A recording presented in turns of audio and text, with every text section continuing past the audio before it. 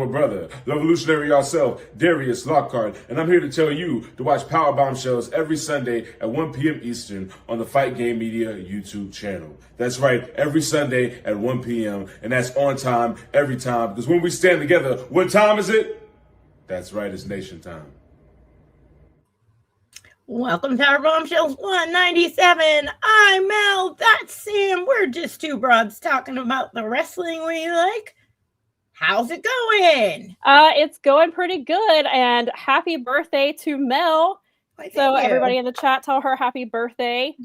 Make sure we get that in there, especially because I was telling Mel before we went on air, like I knew her birthday was the 11th, but for some reason my brain thought the 11th was Wednesday. I don't know why that is. And so and then I was telling her I was standing in the kitchen last night, and I said to Nikki, I said, "What's tomorrow?" And she's like, "Sunday the 11th." And I was like, Mel's birthday is tomorrow. Like, I didn't mail out her card. I was like, because I knew it already passed. I was like, oh, I'll send it Monday. It'll come a few days. Oh, I mean, it'll still come a few days late, but that's okay. My sister and I we're firm believers in it's okay to get mail, like you and Nikki have talked about. Thank you. Exactly. Thank you very much. Is that it's still fun to get mail, even if it's a few, if it's after Christmas or it's after whatever. So it's just fun in general. Thank you very much. Appreciate it. I appreciate all you guys that have said so, because it's I appreciate that, Nikki. No, I appreciate it. I was telling Sam off here, it's not something I make a big deal about usually for various reasons, but it's totally appreciate the love, and I'm never gonna say no to people being cool and giving out the yep, exactly. Cards are good no matter when you get them. Yeah. It's emphasize my crazy parents taught me, though, that it's the thought that counts. So, I mean, I had thought about getting the card in the mail on time, but that didn't happen. Listen, anytime I get any sort of what up, it's always cool for me. I like doing that. Yeah, exactly. I wish, but nah, I don't. I'm one of these people, though, that if I don't get overly hype about it, I totally appreciate love about it. I love being around my people and appreciating it. But also I'm really grateful for it because, there was a time there for a minute that I, might not have seen 31. So sure. Yeah. It's all relative to me, and I've got a lot of cool people. I've gathered up a lot of cool people since my unofficial second birthday, after all that BS with my health and my life changing. So it's I don't know. I'm just happy to continue to have, a revolution around the sun. Right. Exactly. And it's, with such awesome folks. I mean, it's just, thank you very much. Thank you. Very nice. And I almost know now how to pronounce it, but I'm not going to try. I learned myself a little bit of Irish before I went. If you are listening to this and not looking at your screen, Crash wished Mel a happy birthday in Gaelic, and neither one of us are going to try to butcher that beautiful language. So we, but thank you for that. Well, I think they just call it Irish in Ireland. It's hilarious to me. Right. Well, they're just I'm do you learn traditional, Gaelic? And John was like, we just call it Irish. I'm like, okay. It makes sense. It makes total sense. Thank you, Crash. We appreciate that. Crash said he would not put us on the spot like that. Oh, yeah. Well, I know because sometimes B's sound like V's, and there's the letter combinations have a whole soundscape to them. So it's nah. And listen, I have a Southern accent, so trying to say that and not knowing when I try to properly say it, it would be a mess, and I wouldn't want to do that to you or our listeners. Sentiments across, and I appreciate it. No, it's fun. Here's to another, we have a ton of Capricorns in the Fight Game Media group. So. It's funny, I'm a Capricorn moon. Yeah, we talked about this, and you said it was Saturn, which is my favorite planet, right? Yes, that's the planet that's in charge. It's my favorite planet. It's always been my favorite planet. It's the weirdest thing. So I don't know. It's just I love the rings. And then they found rings on the which other? I think it was like Neptune or something. They found. I think that sounds right. And I'm like, sweet, more rings. But yeah, I always dug Saturn. Was like my favorite. That makes total sense. Oh, I didn't know it was going to put it up there right now. Oh, that's okay. Well, we're just going to leave it right here because before I'm so glad you found this. Before we went on here, that's why we were a couple minutes late. I uploaded this picture and then I couldn't find it. No matter if I was putting in the exact like file name, it did not want to cooperate. And so if you remember when I had talked about this a few weeks ago, the AEW was doing they were doing the stuff with, they had the special mill at White Castle. I had mentioned that at January the 7th, I think it was, they were going to do a special luchador mask. And I found it. It came up. AEW tweeted it the other day. And I was like, oh my God, we talked about this. And I said I wanted to see it. And so since I saw it, I wanted to share it with you. And that is the mask. I was like, I can't tell if it's hideous or amazing or somewhere in between. I mean, I'm not about going to White Castle to get it per se. Sure. But if someone gave me one, like, I'd keep it in my wrestling collectibles. If Mel got one for her birthday, yeah, she would put it on her wall. I'd like kind of have to. It'd be weird to wear for the show, because it'd be a weird luchador mask. I mean, Excalibur pulls it off, but I don't know if I could. Right. Like, I like the side view where you can see where like the logo like comes up off the mask. So I like the colors, like the blue and the white is really cool. I like that. And then it's very interesting, but it is kind of it's a really, obviously a very niche product, but it is really cool. I wonder how many of them, because they're like, obviously they're limited edition. I think you can only get them at, so you can't get them at the restaurant. It looks like you can just get them at shopaew.com or House of Crave. So I wonder how many of those they made. I'm sure they'll sell them. I don't even know what a House of Crave is. I guess it's the people who made the mask, maybe, is my guess. I don't know. I could be wrong. But you can't get it at White Castle.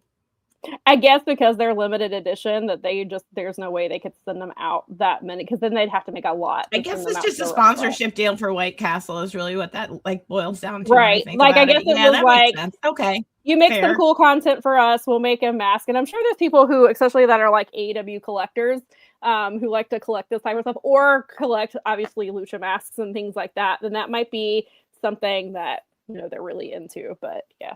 So that's what it looks like. I just wanted to, since I came across that's a lot of fun. I wanted to do some show and tell. Maria said that she thought it looked very cool. She would want that as a poster for her room. And that'd be kind of funnier. Crash looks pretty decent with Photoshop. Yeah, maybe they'll make it into a print. So they can have that. I imagine it's like the lowest quality mask in the history of mankind. Oh, probably. So, yeah, I'm guessing that is not some high quality lucha mask. Crash also, like, what does that cost? I don't know. Hey, I guess I can pull it up. The Crash says, do not operate heavy machinery while wearing this lucha mask. That's good sound advice right there, just in general. Let's go to hwshop.com and pull. Oh, what do you mean the website can't be reached? They're like, we don't want you to know. Hang on. Is it Shop AEW? Did I flip it around? Maybe that's what it was. That's it. Yep, I flipped it around. Okay, we're gonna find this out. So now we have to find out what this costs, because now I want to know what kind of like weird asking price they have for this situation. A spike, and looking at this mask at $116 on the Sunday afternoon. Michael, if that's true, that's crazy. Because it's listed on eBay for $125. Either that's a joke or he's serious. It's hard to know. It's already out of stock, apparently, on AEWshop.com. It was $39.99. Oh, it does say it's still available at houseofcrave.com. So let's see what happens if I click that and see if it is. Oh nope, it's sold out on houseofcrave.com as well. So that's probably why it's up for $125. on eBay. Wow. Because it's sold out. So that was a $39.99 mask that you can now purchase for $125 if you really want. No, I believe you, Michael. I believe you. I mean, it's hard to know these days, but also I would believe it. Like, that's wild. Yeah. That's fine. I mean, you do you, whatever you treasure. That's just a weird one for me. I know that's true for like all kinds of sports and all kinds of other things too, where you get like, I mean, even comics has that, where you get the special covers or. So I get it. It's fine. It's just, I don't know. $40. That's like a grocery trip. Right. Tank of gas. The $39.99, but or it's probably more than that. But the House of Crave, so I'm looking at the bottom, it has like, you might also like, so I wonder if House of Crave makes stuff for like other food places, because it is recommending to me a White Castle pint glass gift set, fuzzy slider socks with burgers, with White Castle burgers on them. There's a neck light with the White Castle logo on it, on sale for $3, and they have a White Castle. Must be like a pop culture shop. That it must be like pop culture stuff for like, let's see. Oh yeah, fast they've got food. Yeah, I don't know what Craver is. They've got wow, they have White Castle Crocs that are $65. Wait, so is this just all White Castle stuff? Because I clicked shop all, and it's just. I wonder if it's just White Castle's merch shop. It must be. There's a bathing suit.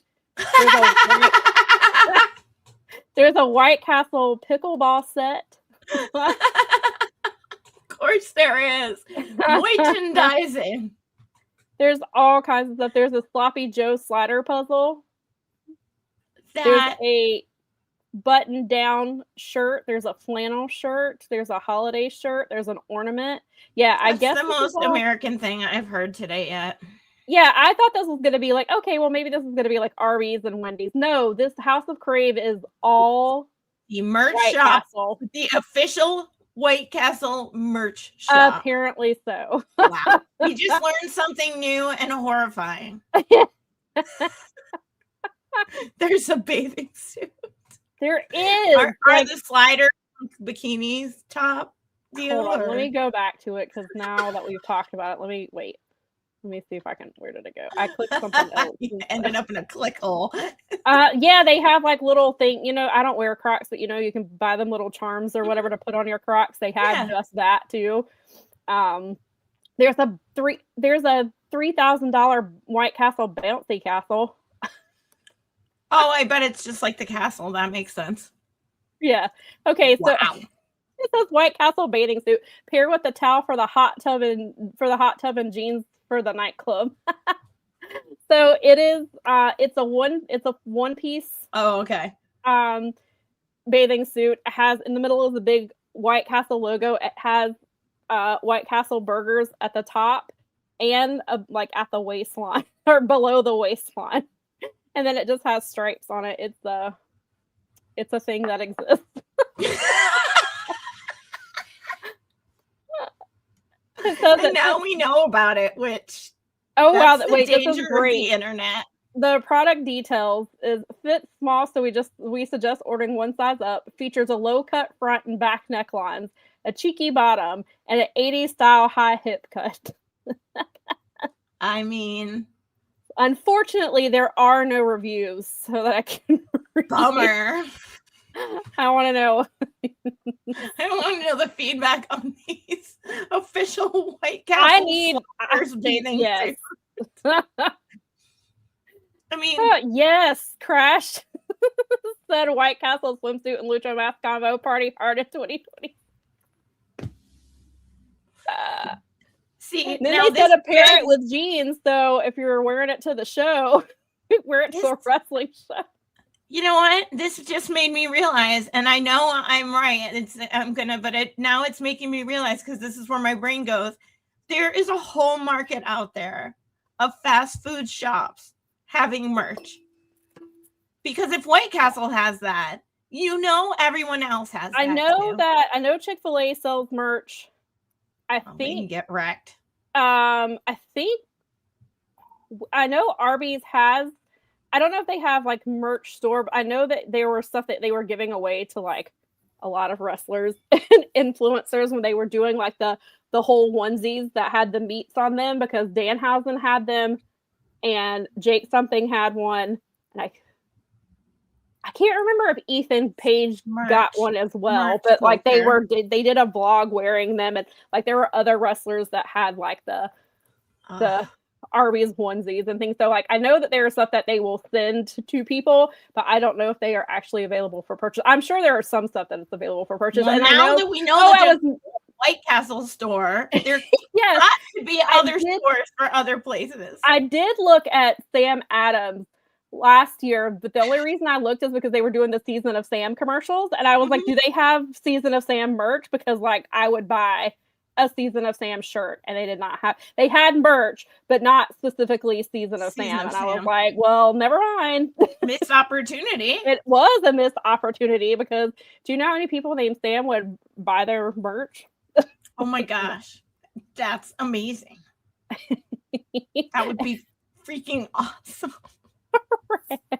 So I was very do that. Oh my god, I was very disappointed. Like, I mean, especially because they have merch on their website. They don't have a dedicated store like White Castle. They're not on that level, I guess. Well, I mean, what are they? Well, I mean, they're too busy being like the last privately owned brewery, I guess. Yes, in America. I guess they have different priorities. But yeah, I totally would have bought some Season of Sam merch if they had. Like, I went specifically, like, I thought obviously the commercial was coming on all the time, and I'm like, hey, did they have Season of Sam merch? No, they don't. I don't know why. Should have. That is a huge missed opportunity. Yes, huge. I would agree. I'm sorry. All I can think of with Chick-fil-A is I'm like, do they have like stolen war items on their website? I mean, I guess that could be lots of stores in this country. So. I know. It's they just they got caught up in one of those scandals where they were buying shit out of like Iraq and crap, and I mean, among their other terrible. I mean, there are lots of places that there's no ethical consumption in this situation. Crash, you better stop. He said Excalibur already got the call from TK. He needs to wear the swimsuit and White Castle mask to set a set number of dates this year on commentary. Oh my god, poor Excalibur, if that were true. I mean, I wouldn't even put it past Warner Brothers and like at this point where they were like, well, what? He already wears a mask. What difference does it make? It's one thing to wear the White Castle mask. It's adding. No, but I'm imagining like WB executives being like, what difference does it make? Because they have no concept of what a lucha mask's importance is in any way. Like, just wear the one with the thing on it, dork. It's like, no. I mean, he probably will, because they're going to pay him an extraordinary amount of money and or sliders. It'll be an I drink mask. Can you imagine if they only paid him in sliders? That would be the most wrestling thing ever. They did. I've seen some of the White Castle content come up on YouTube. Like the one with Tony Storm that we talked about was really funny. But then there's one, and he was, I don't know who the guy is. It was somebody, I guess, some kind of personality influencer type deal. And he was eating with Brody King. And they were trying to figure out how many sliders they were talking and having a conversation, but then they were trying to figure out how many sliders they could eat as they talked. And I think they only got to 7. I mean, because they were still talking and going. And Brody was like, he said, the guy asked how many he thought Powerhouse Hobbs could eat. And I forget the number, but he was like, he could put them all just like in his pecs. He was like, his chest is so big. He could just pack them with White Castle sliders. Well, Bob and I figured out how many we could eat, and that was the last time we ate them. So we found our threshold, and we tapped out at that point. That was the last time we ate White Castles. So. I don't blame you. Listen, the fuzzy White House, like socks I get, like that totally makes sense. But. I mean, it's no crazier than buying like a Disney thing or a wrestling thing or anything, really. I mean, it's not that wild to me. It's so funny that there's a Spaceballs 2 coming around when they made that joke in Spaceballs 1 all the way back when Mel Brooks was playing yogurt and he said the whole thing about Spaceballs, the toilet paper and Spaceballs. Merchandising. And like in today, more than ever, it's like everybody kind of does have a shop. And even I go around and I tell my friends that are like doing small business that are allowed to do it. It's like, you should have t-shirts. You should have all, because people buy it. I mean, we have t-shirts. And speaking of which, you can buy your very own Powerbombshells t-shirt on oneredtee.com. I'm wearing great merchandise from that very shop right now. So see, there you go. It's synergy. I believe that's what they like to call it. Yeah, I mean, I wear a lot of Kyle's art because I've been supporting him for such a long time.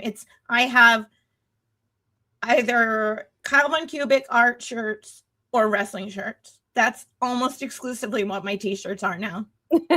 And like even like long sleeve stuff and hoodies. It's hilarious. It's getting like out of hand. It's like, nope, these are basically the only two kinds of shirt I own. Either like retro video game art shirts or wrestling shirts.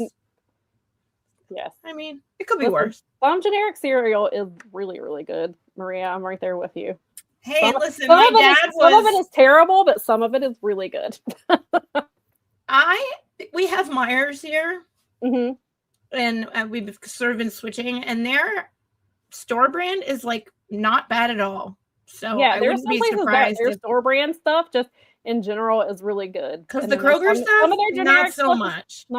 Some generic stuff is terrible, but some generic stuff is really good.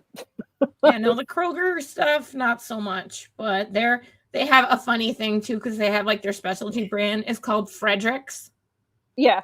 But we pronounce it Friedrichs because we just think it's even fancier sounding. So. Yeah, support your local merch, I guess. Yeah, see, I mean, have fun. There you go. I mean, if slider slippers are your jam, go nuts. Right. As long as, unless if you have a problem with slider slippers, you can call 1-800 don't gamble on slider slippers in Washington and Michigan. And right. All right. So, as you know, we operate on Wizard time, which means we do things when not just do we only arrive precisely when we mean to, but we talk about topics precisely when we mean to. Exactly. Hence, January 11th being when we talk about our best of 2025. Hey, we're in the range. Right. Exactly. It's not too late. Now, like if we were pushing, like if it was like the first Sunday in February, that might be a little. Well, if we were doing this on the Revolution pre-show, then we'd have a problem. Right. But, exactly. So, we're still within the window because last week was the Wrestle Kingdom show, which was obviously really important. Then we had the interview with Michael that aired. And so we were like, you know what? Let's just push it back to why not celebrate Mel's birthday by talking about the best of 2025? Stuff that's fun. And being completely on brand with Powerbombshells, where we operate on Wizard time. Also, side note, before we get into this, speaking of the interview, it reminded me. I think Mel and I have talked about it a little bit, but since you are any of our viewers, especially for our regular ones, do you like when we air the interviews in show, or would you prefer like a separate premiere of the interview? Because we did interview it separately. I mean, interview separately, post the interview separately is what I was trying to say. Once we aired it here, but obviously last week's interview ended up, being a bit longer than the charity interview. The charity interview was, I think, just like 34 minutes. Yeah. That one obviously was an hour and 35 minutes. And so, do you guys have a preference? Do you mind us airing the interviews in show, during our live stream, or would you prefer them separately? Or if you would prefer the shorter ones live and in the live stream and then the saving the longer ones, or what do you guys think? So we, are open to your feedback. I thought about it this morning. I was like, we should probably ask them. That's a good idea. I'm glad you did that. Yeah, this morning I was thinking about, it's like, I guess I should ask them. Well, we talked about it together, but that's good. We should ask the people that hang out here. We did talk about it, but I was like, we might as well open it up to our, to our viewers, and we'll take it into, take that into consideration with what we've talked about too, and what makes sense for us. And if you're listening back, just hit us up on social. Yeah, definitely. We just curious. I mean, I don't know. I am working on something else that I've got to talk to Mel about with the timing as far as doing the. It is going to be a pre-recorded because that's what works for them. But so I was thinking about that interview, and I was thinking about what Mel and I talked about, and I was like, maybe we should ask our viewers what their preference is. And if you have no preference, that's fine too. I was just curious what you guys thought about how do you like it during the live stream. Crash is weighing in. So Crash says, in his humble opinion, during the live show was fine. Maybe would work better at the start so we can discuss it after. Maybe I had a lot of questions after that one. That makes a ton of sense. And that was a little weird too, because it came after Wrestle Kingdom and the other things that we needed to talk about. So it ended up, we really had gone into the show like, we'll spend like a half an hour on that, and then we spent 45 minutes. Yeah, we really were going to keep it shorter than we did last. I mean, last week just got up. I mean, partially because again, we like talking to you guys and giving exactly. Like airing that out. So if you guys have stuff to talk about, and I guess we could do before, because we've done a premiere episode before where we did the one with Bridget Carr and we were in the comments with you, so we could always try to do that. Like the premiere, that one or both of us can try to be in the chat too. But then Maria says if we do it during the live stream, she also prefers at the beginning. Okay. And then Nikki says she's fine with it airing during the show because I like being in the chat, and also I'm the worst at going back and listening to stuff, so I'd rather it be during the show. Crash said, not sure if doing a shorter edit version would work either, plus a lot of effort for you ladies to compose highlights and then probably not so practical. And then Fernando says he prefers during the show as well. Okay, this is really good feedback. So I'm glad to know. Thank you. And so especially to know that if we do continue to do them, that to put them on at the beginning, that way we can chat about that or just go on with their other topics afterwards. So that actually makes, when you think about it, it makes a lot of sense, because he had a lot. Like even you and I in our private chat were conversating a little bit about little things during it, where it was like, I mean, he had a lot there, and so maybe getting a chance to like Q&A you afterwards would be fun. Yeah, I think that's good. And then of course, if you have questions now, like, obviously we can talk about that. But yeah, I didn't really, that was the thing. Like when I had when I set up the interview with him, like I wasn't sure, like we talked about like some of the topics we were going to discuss. And then he was like, so once we sat down for the interview, he's like, let's just freestyle it, and just, because he wanted to go earlier, and like he's like, so we filmed it at 1:00 our normal Sunday time, and during the day after the day after World's End.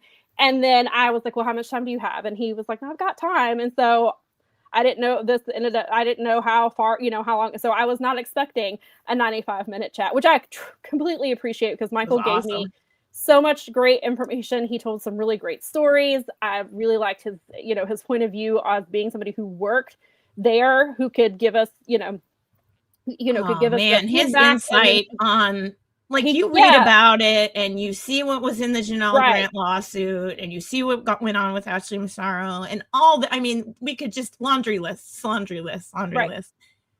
to hear it from a person, like a human being, and not only that, that was his dream.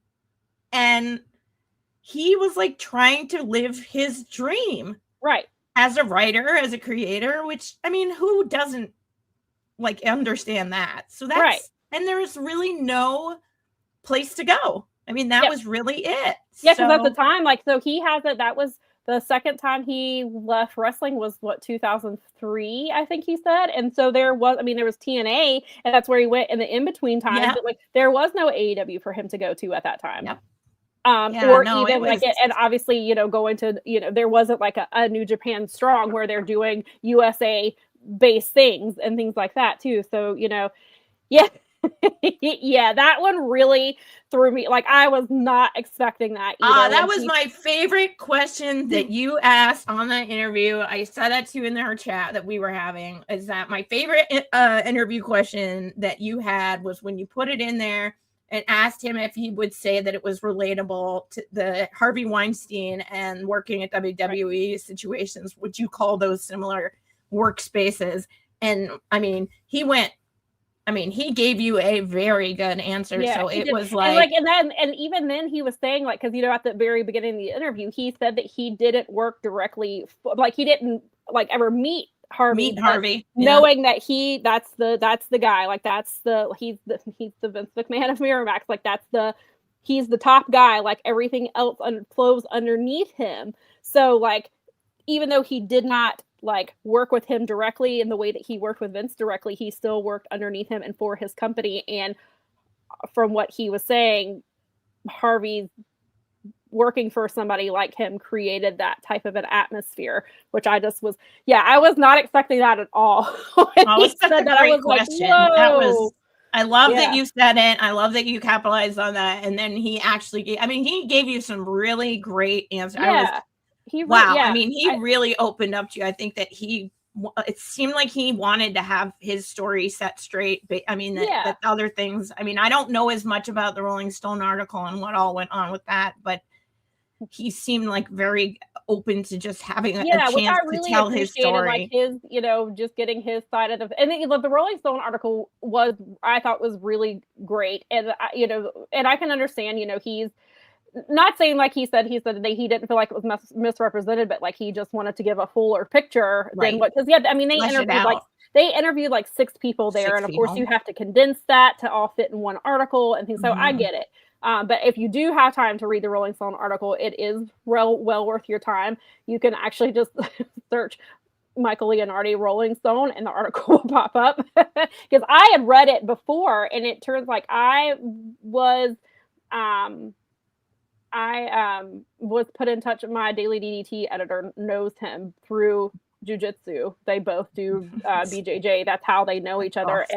Awesome. And then he asked my editor, this was before we knew that Daily DDT was going to do what Daily DDT was going to do. Yeah. And so we'd been talking like throughout December, trying to get on this, trying to get things started and to figure out when we were going to do stuff. And, he's usually only available on the weekends. And so we were trying to like work out our schedules and things like that. But so I really appreciate Raphael for thinking of me. And I told Michael, of course, like he's welcome, because he told some really great stories, and I'd like to get like some of the other stories, because he did, when we briefly talked about John Huber, he was like, oh, I have great memories of him, like and then he mentions, and they're talking about like Kevin Owens and Sami Zayn.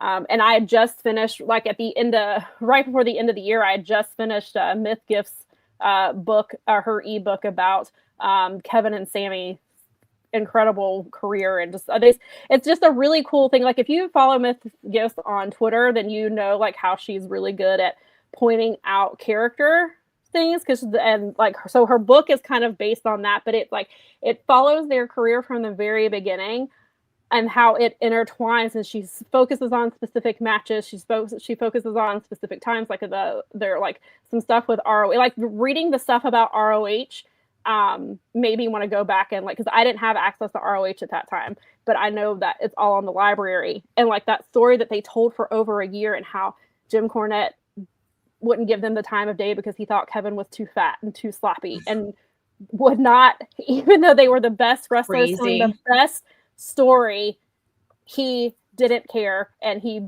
would put them on like at the beginning of pay-per-views. He'd put them on at the beginning of the card, even though fans were coming to see Kevin and Sami because of the story they were telling. He refused, and like Steve Corino was involved in that story. He nearly quit because of the way Jim Cornette was acting over it, and they were like, no, we need you, like you have to come. There was something he was doing in the pay-per-view like during their match, and they're like, no, you have to, like, please don't quit, that you have to come do that spot later, or the story is like gonna fall apart. Like, and it was just really, she had a really cool look, and then she actually ended up getting to talk to them and interview them for the book, and she got so there's like a chapter where she talks to them. Like it's a really good read.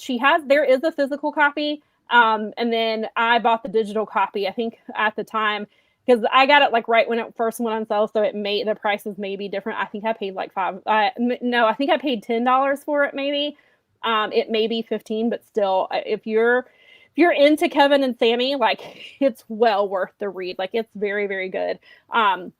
Anyway, but him talking about that, so I was like, man, I'd love for him to come back and like tell stories about those people. So he flat out called Vince a bad leader, which was one of my favorite. Yeah, like moments. I was like, whoa. He did not pull any punches. He was just like, well, he's a bad leader. I was like, boo. And I said, I like that he, I appreciated that he was like, his experience, like both things can be true. Like he can be a terrible person, but also he could have done all these things with pro wrestling, which you and I have talked about many times. Million times. Yeah. Both things can be true. And so like you don't have to discredit what he did for the business and also look the other way about the things he's been accused of doing just because he did all of these things. And so I really appreciated him being so candid. He was great. Your interviews are awesome. Like, thank you. Really good. I mean, I always enjoy it, and I like following your stuff. And thank you. Yes. Well, I mean, you have other writing jobs, but yes. So. Speaking of, but you're glad you left your job at the Daily Wire now. And then he said the Daily ... or the Daily DOT as they accidentally called it, the moderator accidentally called it the Daily DOT. But yeah, he didn't have out there doing transportation, are you? And he's like, I didn't have my glasses on, and Tony corrected him and was like, it's the Daily DDT. But so I have since we've all been gone. We've been gone 10 days from Daily DDT, and they have already, like, I don't know what the site's going to look like within 3 to 6 months. And, we talked about maybe they're not going to stop up. They're going to quit updating it because the MMA site, they did the same thing, haven't updated it since September 2024. Well, within days of us being, so we were January 1st, December 31st was our last day that we were all had access to anything that we were writing, all of that. So January 1st, was when they took over. And by that weekend, my editor happened to was like looking at the website. They hid everything that's not about WWE. You can't find, like, they haven't, since they changed over to a different, like the back end part changed. There's no search function anyway, which makes it super annoying. You have to it's such a pain in the ass. But even they used to have a drop down menu that had like WWE, AEW, TNA, I can't remember the ROH because all my ROH stuff was there for a while. There was NWA coverage before Power really went down the drain. Really there was coverage. Yeah. So there was coverage of everything. There were pieces critical of of all products, not just WWE. There was people had, because they were opinion pieces and they share things that they were critical about, and obviously the positive things as well. All that stuff is hidden. You cannot find it. You have to get, so you go to the front page, and so another writer, I saw him post on Blue Sky yesterday, and he was talking about how the headlines look like they're AI generated. I'm sure they are, and he's probably right. I didn't read any of the articles because they might be AI generated for all I know. I don't know. I mean, again, I don't want to accuse them of anything, but it just, the reckless move towards AI and AGI is I can't. Yeah, support humans. Do not feed the robots. And it's all very positive articles about WWE, and which so it's there's no critical thinking. It's just all very positive. You have to I don't know how it is on the desktop version, but on the mobile version, you have to hit more results and keep populating it. And so my article because my last article for them was about the Ring Boys lawsuit being able to move into Discovery for 7 of the 8. I'm sure they ripped that down if it's pro WWE. It's still there. It's still there. And I looked, and all of my articles for right now, they're all still there. Like I said, I have an Auth3 account, so everything is backed up to it. But I had to scroll back several pages just to find an article about AEW, and it was something my editor had written about Anna Jay exploring her options. And then I scrolled back, and then there was some other random AEW article, but I had to dig, they're buried in there. And as as it continues, like as we get further, because so we all like our last articles were in December. So as we move further away, like those articles are going to become harder and harder to find. And you can't easily, like I said, there's not a search function on the website. So you can't, like you have to type in, it's such a pain in the ass because I have to do it for Wrestling Inc. too. You have to type in like, so you'd have to type site, dailyddt.com, and then like AEW, or even put my name to get all my articles to pop up. Like mine is, I made it a little bit easier because I have a link tree, and you can just, I've had a link tree for a couple of years, and you just click that and it takes you to my author page. But like other than that, like it's really hard to do that. So I can't, because my guess was because, you know, my editor and I talked about it before the end of the year, and he was like, I wonder what it's going to look like in 3 to 6 months. I was like, they'll have coverage, I guess, probably through Mania. Like maybe they'll cover Royal Rumble and Mania, and then if Jericho retires, maybe that, or maybe AJ Styles retirement, and then I was like, and then maybe that's it. But I don't know. Maybe it's just going to be all positive WWE stuff, and maybe it's now it's daily WWE, as my fellow writer pointed out. That's what it's turned into now. Wow, that sounds suspiciously like a media company buying something up to utilize for that exact purpose. Which is so funny because, you know, Brock Lesnar is hilarious. Crash, thank you for that. That's funny. I mean, it's not funny. I would not put anything past that. Yeah, TKO telling you to reject the evidence of your eyes and ears. It was their final, most essential command. Yeah, we've seen that this week too. Yeah, holy yes. cow. And I do want to acknowledge this. Thank you, Fernando. I really appreciate that. And thank you for that. Yeah, so if you go to Daily DDT, that's what you'll find now. If you need for your latest WWE news, I guess that's where you need to go to, because that's all you're going to find there. Yeah, because that market isn't cornered entirely. No, not at all. Why would you do that? Why would there be any of that? Why would you need? Because we need more of that. Right. They exactly. Just don't. WWE just does not get enough coverage. No, and especially enough positive coverage. Of course, yeah. Particularly no critical thinking whatsoever. Yeah, like one of the headlines I think was something like, if something about NXT, you might owe NXT an apology if they do. I don't know if they pull off. I don't know. It was something dumb. I think I saw that one. Yeah. Yeah. And I was like, and I don't follow. I mean, I do follow them on social media, but I haven't seen Daily DDT stuff in a while, so I can only imagine. I'm guessing that's just they're putting stories up there with just like whatever I guess they're posting it directly to Twitter, I guess would be what I think that they're doing. I don't know. It's quite the thing. Yeah. Let's see. So yeah, way back when we started to pivot to our best of 2025, and then I got sidetracked with my question. But yeah, so let's see. Let's go back. I was trying to find because I actually had some of this technically already answered. I hope I did. Oh, please tell me I didn't delete this. I might have, because we talked about we did our end of year stuff for Wrestling Inc. And so some of these questions were already answered there. And I might have deleted it by mistake.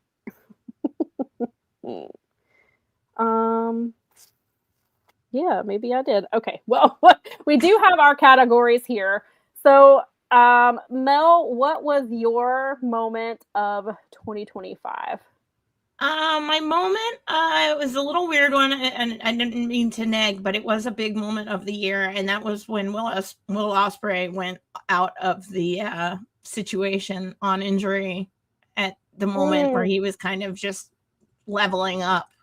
And then that kind of came out of left field. And really, right. I think it changed the trajectory of a lot of things. Yeah. And I think it was one of the first times Tony actually pivoted well until recently.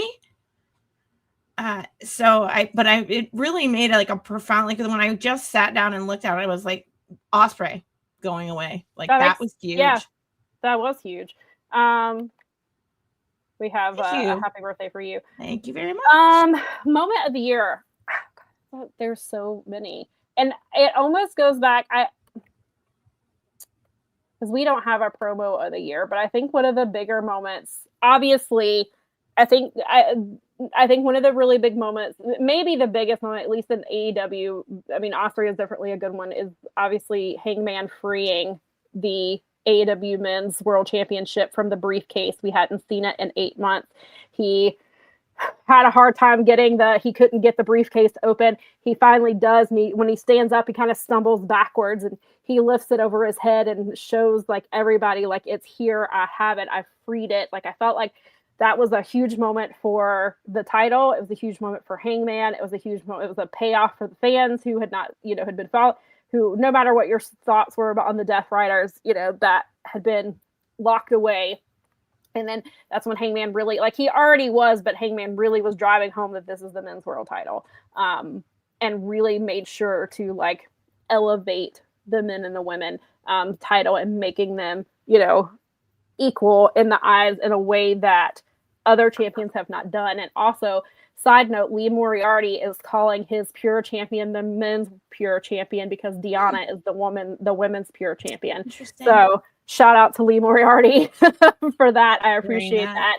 So I think that moment was really big, but I think even before that moment, I think Hangman cutting the promo in Spanish was a huge moment. I think it was a huge moment because obviously it happened in Arena Mexico. AEW were guests in their home, and he even said that. And then I think that kind of that started to really cement him as a baby face after everything he had, like, he already was, but like, after he turned that corner from being after he retired Christopher Daniels, and he and Swerve had that moment where Swerve acknowledged, like, I understand why you did what you did to me. I think that, and then that promo, I think, helped a lot of people. And obviously I don't want to speak for fans of Mexican wrestling, but I think to have that bridge, to have a wrestler like Hangman Page come in and, cut an entire promo in Spanish the way that he did. I think for me, like, I remember, like, I tweeted, I said, belt Hangman right now. Like, yeah, he's the guy, like, he's undeniable. That's the guy you want representing your company, who can be a bridge for all kinds of people who watch your promotion. And so, like, I felt like that was a really huge moment. But yeah, I think maybe probably the biggest of all was probably that, freeing the belt. But you're right about Will Ospreay. That did change a huge trajectory. And now and it's still something that's affecting the men's world title scene months later. And we don't have a clear picture of when he's coming back. Yeah. And I mean, I think it opened the door for some people to step up, like, people like Kyle Fletcher. But at the same time, it was like, he was like, he was riding it. Like, we all thought, and then, oh my gosh, this moment happens. And I mean, right. Yeah. I think there were a ton of really big moments in 2025. Yeah, there were. And Crash said the biggest moment was learning that taking your vitamins and say your prayers is finite and only gets you so far. Yeah. And sometimes you get booed out of the building on your last TV appearance. Well, people read. I mean, it doesn't seem like it, but some of them do apparently. So thank goodness. Yes. Let's see here. What was your show of the year? So I put my show of the year down after thinking of it because there were a lot of matches that came out of it. Was All In Texas. It really was it was their first stadium show. That Anarchy in the Arena was amazing. Like, there were a lot of great matches on that card that were on my list of matches that I looked through. And I think, like, bell to bell, just a good feeling, sent you home happy. I thought they did a really good job at executing it. So I think that was, at the end of the year, that was the one that I landed on. Yeah, I think All In was a huge show. I would say for me, the show of the year, except for the main event that I'm going to pretend didn't happen, is Revolution. That show would have been, if that match had not been on the card, would have been a 10 out of 10 card. I have multiple matches of the year that came from that card. We all know the true main event was the Hollywood ending. It was Timeless Toni Storm and Mariah May. That was one of the best women's matches they've had ever in AEW. And that was one of the best women's matches, period, this year. Not even women's, just one of the best matches period of 2025 was that one. That was it. If we had, and I've said it before, if because a lot of people were unhappy with that match, so we kind of got to redo that Wednesday. If the match we had got that Wednesday, if we had gotten that at Revolution, that pay-per-view would be an all-timer. It would be a pay-per-view that everybody goes back to. So for me it was Revolution, and then Double or Nothing was an excellent show too. That was a lot of people in Wrestling Inc. That was a lot of their favorite. That was their favorite show as well. That was a lot of really good stuff. All in Texas is hard to deny. That was a really good one as well. Double or Nothing is good because it's been consistent basically since the that was the first Double or Nothing was the first AEW pay-per-view ever. And so that's kind of, we've had that discussion, like, is Double or Nothing or All Out their bigger show of the year? Because All Out was like the one that had a lot of changes, but like Double or Nothing is that was the first AEW pay-per-view ever. And so to me, that feels like it is, even though I think All Out is a huge show, I think it's their number 2 show of the year. Now you can make that argument, I guess, for All In, but like, I still think Double or Nothing is like their big event. Like, obviously I hate comparing it to their version of WrestleMania, but as far as the importance, it's the big deal. It's the one. And for a while, Double or Nothing was the first pay-per-view of the year because they were only doing, 4 pay-per-views. Right. Yeah. Because they only had so many. The one. Yeah. And then, this one, of course. Yeah. Blood and Guts. Is definitely a highlight for me, obviously, because I'm definitely impartial because I was at that show, and it was the first time, so I was there in the building for it. The men's match was fun. The women were incredible. I got to watch them make history. Hangman and Hobbs was great. Like, the whole show was really good. And the BOSJ tournament was excellent. That was a really, really great tournament. I always look forward to BOSJ. And before I ask you the next question, you have another very important question. Michael wish you a happy birthday and wants to know if you prefer ice cream or regular cake. This year, I'm probably regular this year. Feeling regular, a little more like dense cake than a ice cream. It varies from year to year, but my sister was cute one year. She had a little cake delivered because Bob and I were both sick on our birthdays, basically. So she had, she had a little cake delivered to our house and that's nice. From the grocery store. So it was really nice of her. So it was like, this will cool. work. And that was an ice cream cake, and it was like, this feels better.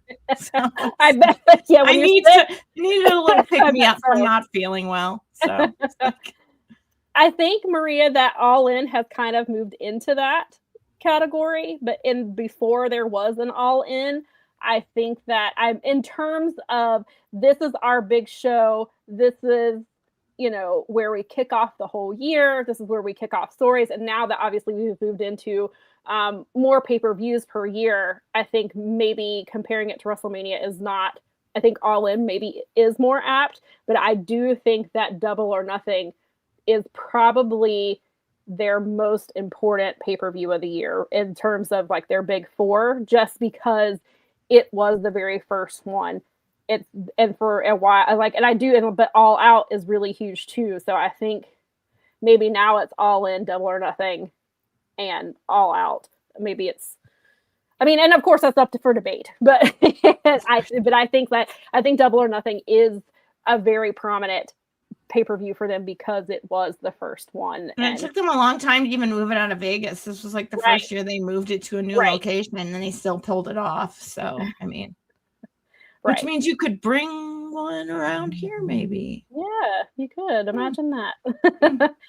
All right. Who is your wrestler of the year?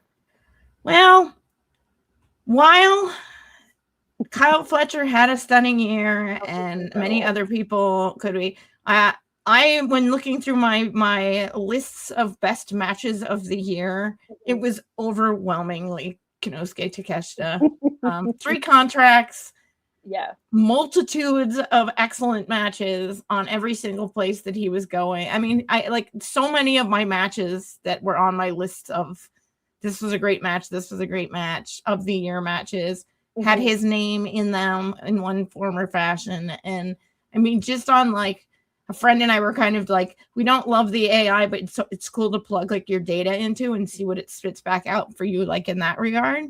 And it's like his name, like just statistically overwhelmingly showed up at the top. And yeah, I'm excited. And he even at Wrestle Kingdom. So it doesn't look like he has any chance of slowing down. No. I've been saying for months that I had a tie for my wrestler of the year between Konosuke Takeshita and Bandito because of the body of work they both put out.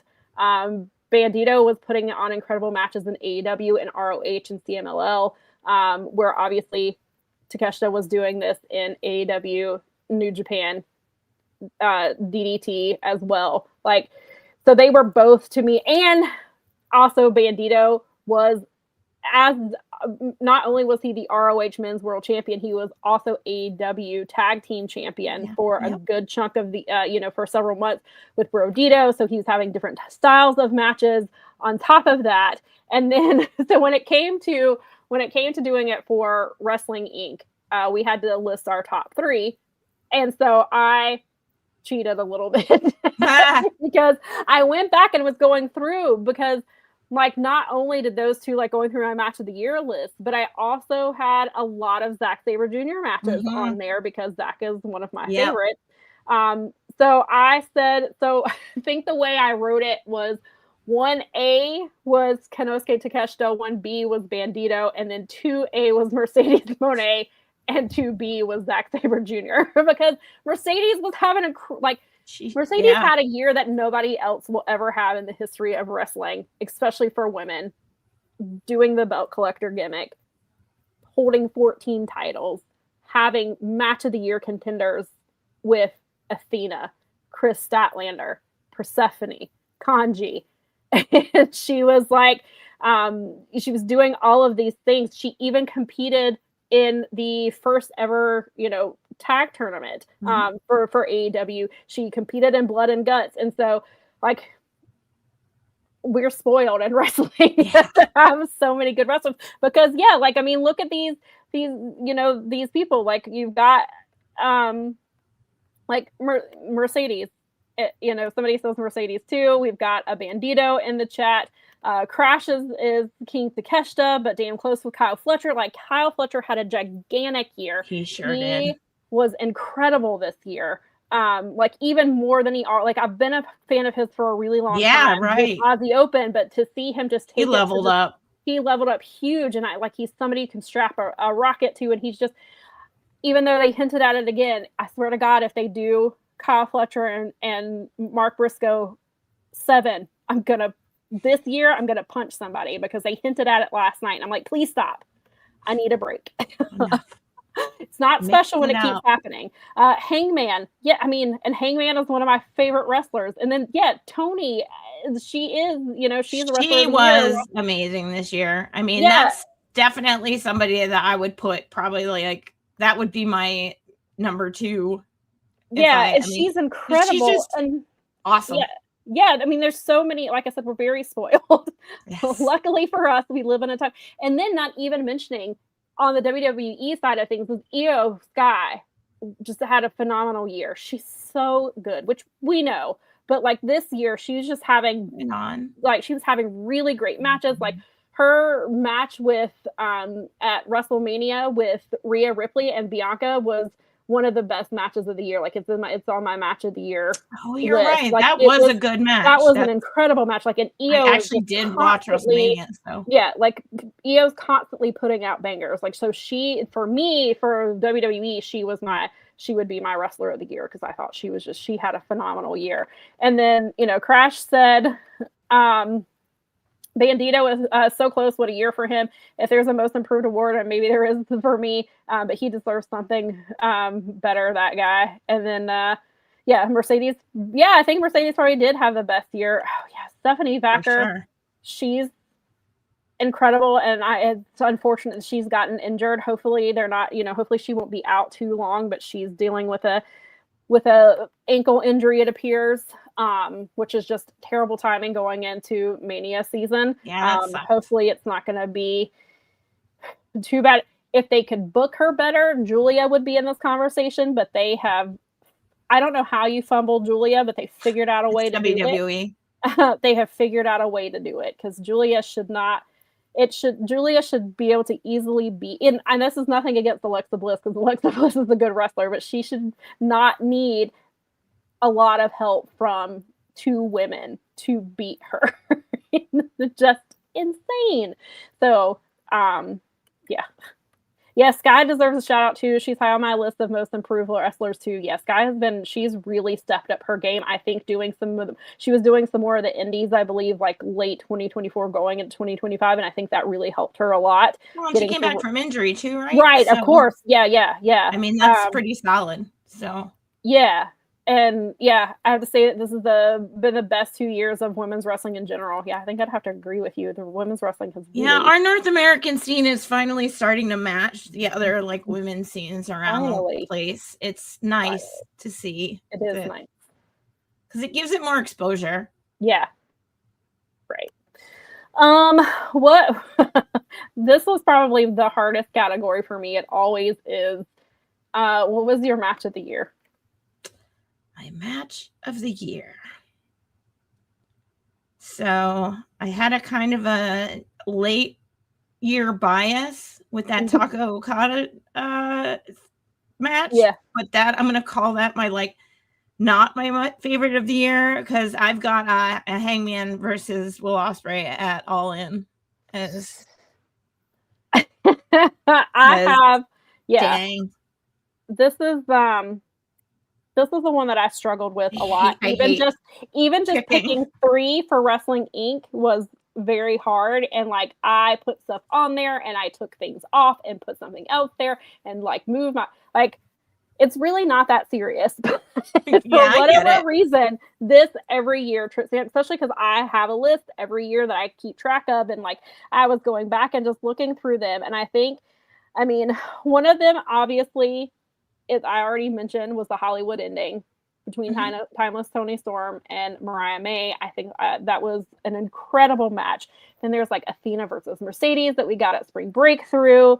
And then there was I have Despy versus Akira on the new beginning show. I have Despy versus Nick Wayne in my honorable mentions, and I have a list of honorable mentions that are matches that are not quite match of the year. I don't have any specific criteria for this. Some matches I'm that was really good, but I don't know how I feel match of the year. So they're honorable mentions. But one of the matches I ended up putting was Bandito versus Mascara Dorada in CMLL. And then they aired it again on Honor Club the following week. I believe that was a 5-star match. Again, I take those with a grain of salt, but that match was incredible. That was a match I was telling people subscribe to Honor Club just to watch that match. It was that good. Again, Bandito versus Takeshita is on my list. I have that Kyle O'Reilly Moxley match from Dynamite on the 22nd of November. I put that on my list because it was I have Dynamite. Where did that match come from? Yeah, I have Dynamite matches on here. I've got G1 match. I've got quite a few G1. I have all 3 Zach versus Takeshita matches on here. I think I had to get my Zach matches. I'm surprised that I think of those. Jonathan Gresham versus Zach at Bloodsport was one of I have that on my match of the year too. I just scrolled past. Yes, that's on my list. And so I think of the trilogy between Zach and Takeshita, I think the second one was my favorite of the 3. That was the one that was the finale of the G1. Oh yeah, yeah. I think that one, but the first and third one were really great too. But I feel if I remember correctly, I didn't note it down. I feel the second one was my favorite. And then there's there's Zach and Takeshita, we said King of Pro Wrestling, and then the C2 matches, fucking Kyle Fletcher and Speedball was incredible, and then Speedball and Okada, and Kevin Knight and Okada, those on my list too. Yeah, I have a lot of on these match of the years, but. So it's hard to just pick one, but I think, and Gabe versus Kenny that's on my match of the year too. That's on my list because again, we are very spoiled as wrestling fans. We are very, very. And like I even have like Mercedes versus Mina at Wrestle Dynasty. Like that's the first match that's on my list. Or actually second, because I have Gabe and Kenny. No, Gabe and Kenny was at Wrestle Dynasty. So yes, that's on my list too. And I had that on my list. Takeshita versus Ishii from Wrestle Dynasty is on that card. Like or on my list. Like, there's so many.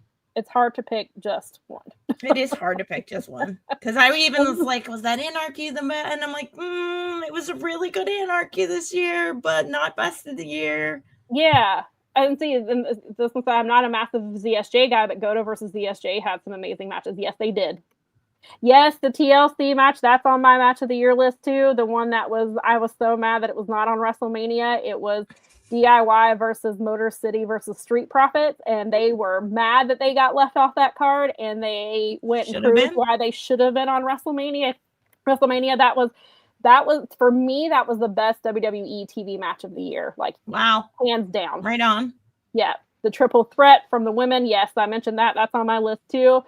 I didn't get it back around, and I keep forgetting that I didn't get back around to Evolution, because I think when Evolution was on, I think I was on Collision coverage, and I keep forgetting that I didn't watch it. A lot of people had Evolution as their show of the year.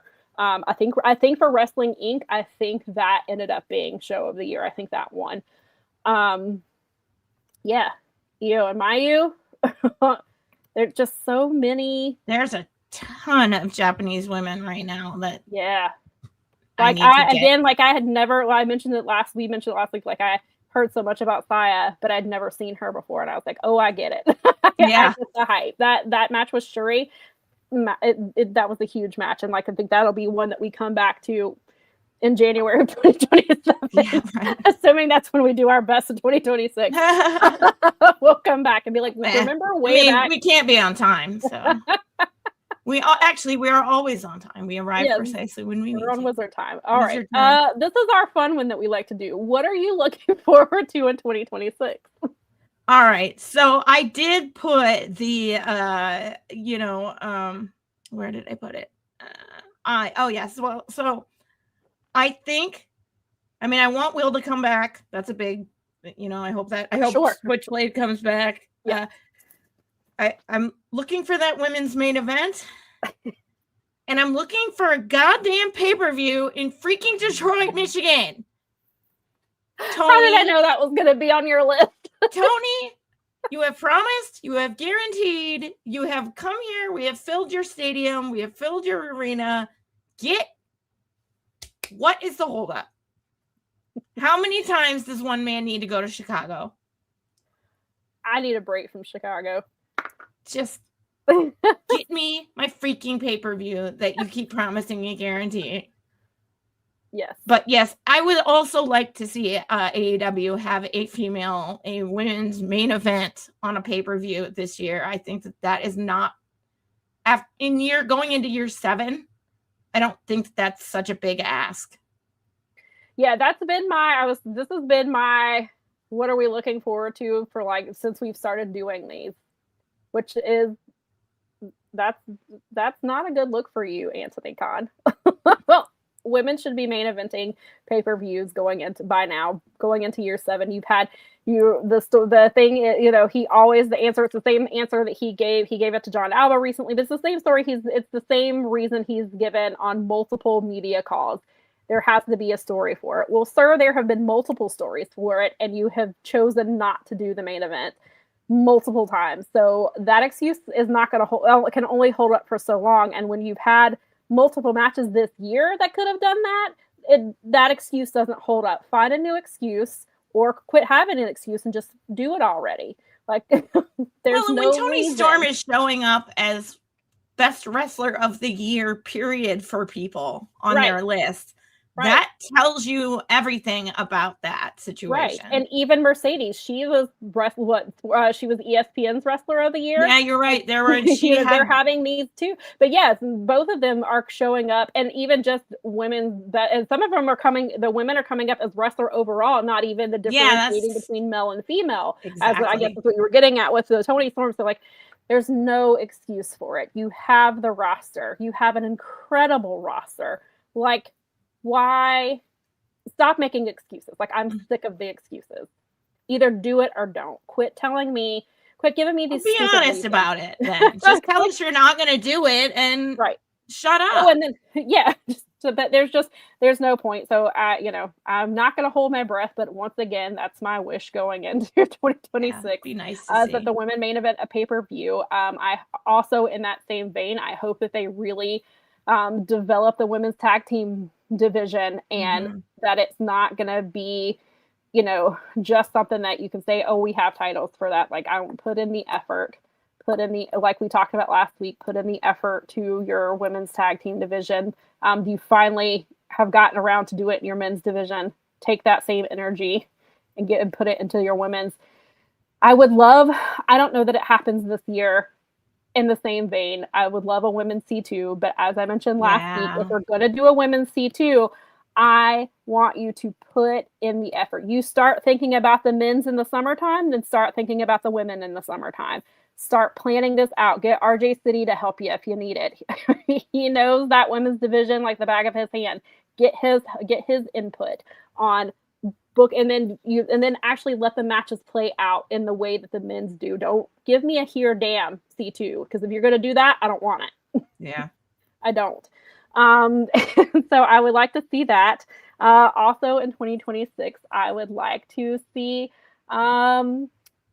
I'd like to see Vince McMahon go to trial for Janelle Grant's case. I'd like to see some resolution there, not in a we're going to arbitration. Like, I want you to face consequences for your actions. True story. What I would love to happen. Is that going to happen? I don't know. And obviously, trials are long and lawsuits are long, and it may not even get to a point where they can even do it this year. But if there is any point that we can get to that this year, I would love that. I would love to have, some resolution for Janelle there. And I'd like Dr. Carlin Colker to cooperate and stop, I'd like just some resolution for Janelle Grant in general. I'd like to see that in 2026.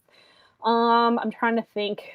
I hope we get, obviously, depending on how injuries are, there's Ospreay, there's Jay White. Hopefully we'll be back soon. They did confirm that Jay White is not ready for a return. He was just, as we thought, he was there just for Tana. He's not coming back anytime soon. So hopefully. I mean, one of their matches on one of the anniversary shows was one of the greatest matches I ever saw between those two. So, I mean, it makes total sense that he would be there. I was like, there's no way that dude's ready. Yeah. But it's because we all get excited because we saw him and we were like, ooh. Right. Let's see here. Michael, I don't know if I agree with this. He said he wants more counter programming. I miss early afternoon pay-per-views. I only, for selfish reasons, don't enjoy that, because then we have to do our show and then I have to do coverage very close together, and then usually I get stuck on WWE coverages, or sometimes I help up with that, and so it ends up, so just for purely selfish reasons, I do not my management reasons. As a fan, from the fan perspective, sure. From the media perspective, not so much. Just not for me, but I get it. Like I said, purely selfish reasons.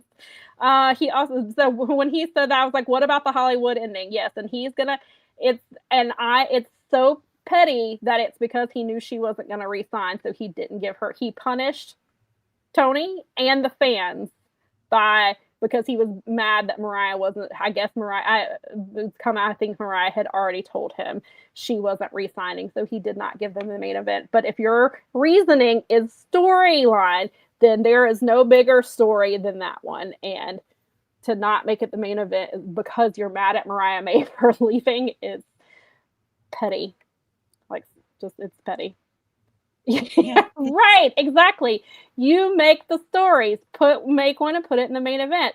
Right. Like that somebody made, I think that was the point that we made it last year. The women are breaking the ceilings, but who's putting those ceilings in place? So true. Tony, you make the stories, you hold the book. You're the writer, dude. I was kind of whinging about the fact, because we talked about with Hangman, where he was all set up and he got that belt and he was champion, but it was only for a placeholder basically to do this situation with Joe and then give it back to Max, which I have a friend who was getting back involved with AEW, and now they're bounced again because they're like, I don't. The comment was same promo, new hair plugs. Oh no. So I mean, I will say, thankfully, after that first god awful promo, his promos have been better. I thank God that promo with Bandito was not what it could have been. Could have been. It was. I thought it was a really solid segment, so I appreciate that. But I don't understand why Tony can't book baby faces as his main guys. Like Hangman was like, right there. He could have held that thing for a long in 2026 that Hangman gets better stories if you make him champion again. But also in 2026, please stop booking champions versus champions in pay-per-views. They need to give it to somebody and put new guys over. Yes. Stop it. Stop making your champions. I hate this. It's getting where it's happening on a regular basis. Please stop. And please, I agree with that 100%. That's the crux of the entire issue with Hangman's run is like you made that point over and over. He only fought champions, former champions. Then Mercedes fought into a champion and lost. Right. Which we talked about last week. We think that's I think she was always going to lose to Willow. But I think the tag team thing threw it. I don't think that was but whatever. Stop doing it. I don't want that to become a thing. And also, you know what? My wish for 2026, no Kyle Fletcher versus Mark Briscoe. Give it a year break. If Hangman and Swerve have to take a break from each other. Yeah, fair. This is very fair. Briscoe, they're great, but I've seen it so many times. I agree with you 100%. Give me a break for at least a year. Like for the year of 2026, can we have I think you're right. If they have to keep Swerve and Hangman apart in the wrestling ring, then they definitely should have to keep those two apart as well. Stop it. We don't need that again. Certainly not on pay-per-views. Please stop. Please. Just ban that for the year. Yes. More high effort women's angles, please. Fernando says he wants Will Ospreay to win the world championship at All In. I know that that's a theory depending on, obviously that depends on his recovery time and things, but I know that that's been a theory and I could see it happening and it makes a ton of sense. They should do the C2 in the summertime and make it more credible by having different champions like they did this C2. I like the C2 where it's at, but I can understand that in the summer because it depends on, because they've got the Owen as well, so you'd have to do it. The Owens I think is usually done early summer, so I guess that you could make it where it wouldn't overlap.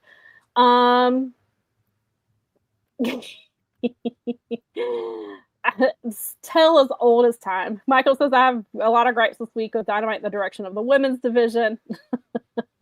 Yeah, I've got a little of those too. I would like to have the women's C2 in the fall, more champions from different promotions. Yes, I'd like that too. They've got to utilize the ROH women because there's a lot of really good talent down there too. Women's tag titles well established and not taking a back seat to the TBS title. Absolutely. That would be nice. Yeah. C2 has proven a great program for individual wrestlers to showcase their in the ring prowess on a regular basis in a short time frame. It helps them level up. Absolutely. We also have another vote for our early afternoon pay-per-views. Crash says that for purely selfish times on global reasons, they agree with that. I have a friend who lives in Hawaii, so he is not a fan of those because pay-per-views were starting at like 7 a.m. for him. Yeah, He was not. That would not be cool. Maybe Tony can make an evil nemesis for Tony, who was an 80s actress. An 80s soap opera actress would be even better. That would be great. Yeah. Yeah. That's a good point that Tony grew up on because of the TV. He grew up on his favorite promotions were heel territories. That kind of bleeds into it. Yeah, Nikki said the same thing. That's fine, but I think it's just the champion versus champion. I think is what this is about. But they're doing it constantly, and it's annoying. Mm-hmm. Unless she's talking about Kyle versus Mark, which could be both. I mean, it applies to both. So. Yeah. No more double champions. Yeah. Bandito, I love you, but I don't know what they're gonna do with the ROH. I mean, obviously he's not a double champion currently, but they've got to figure out something with that men's ROH championship. Echistero would be a good choice for that. Actually, Shane Taylor would be. Right on. I want Shane Taylor to be the men's world champion. Yeah, I mean, you've been saying that for a long time, so I'm so glad. And yeah, maybe in 2026 we get Trish one, and all of Shane Taylor Promotions has the title. Cool. She's still the only one who does that. I mean, Anthony Gogo has wrestled like once or twice, and I think they were trying to figure him out in the ring. But until that time, Trish Adora still needs a title. Yeah, she does. Oh yeah, that's right. He does not do the C2 in the summer because of the G1. That makes sense. Year, G1 starts off in Chicago, and they've already been Tony has hinted that there will be AEW wrestlers, which I mean I already assumed because there has been. Obviously, Takeshita I think will be in it again, but I'm sure somebody else would be. If Bryan Danielson was healthy enough, I would be like, take him off of commentary and put him in the G1. That'd be crazy. I don't know if he's in that.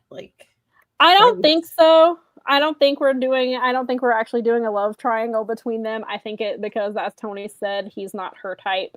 He's too acidic. I think it's just a friendship thing.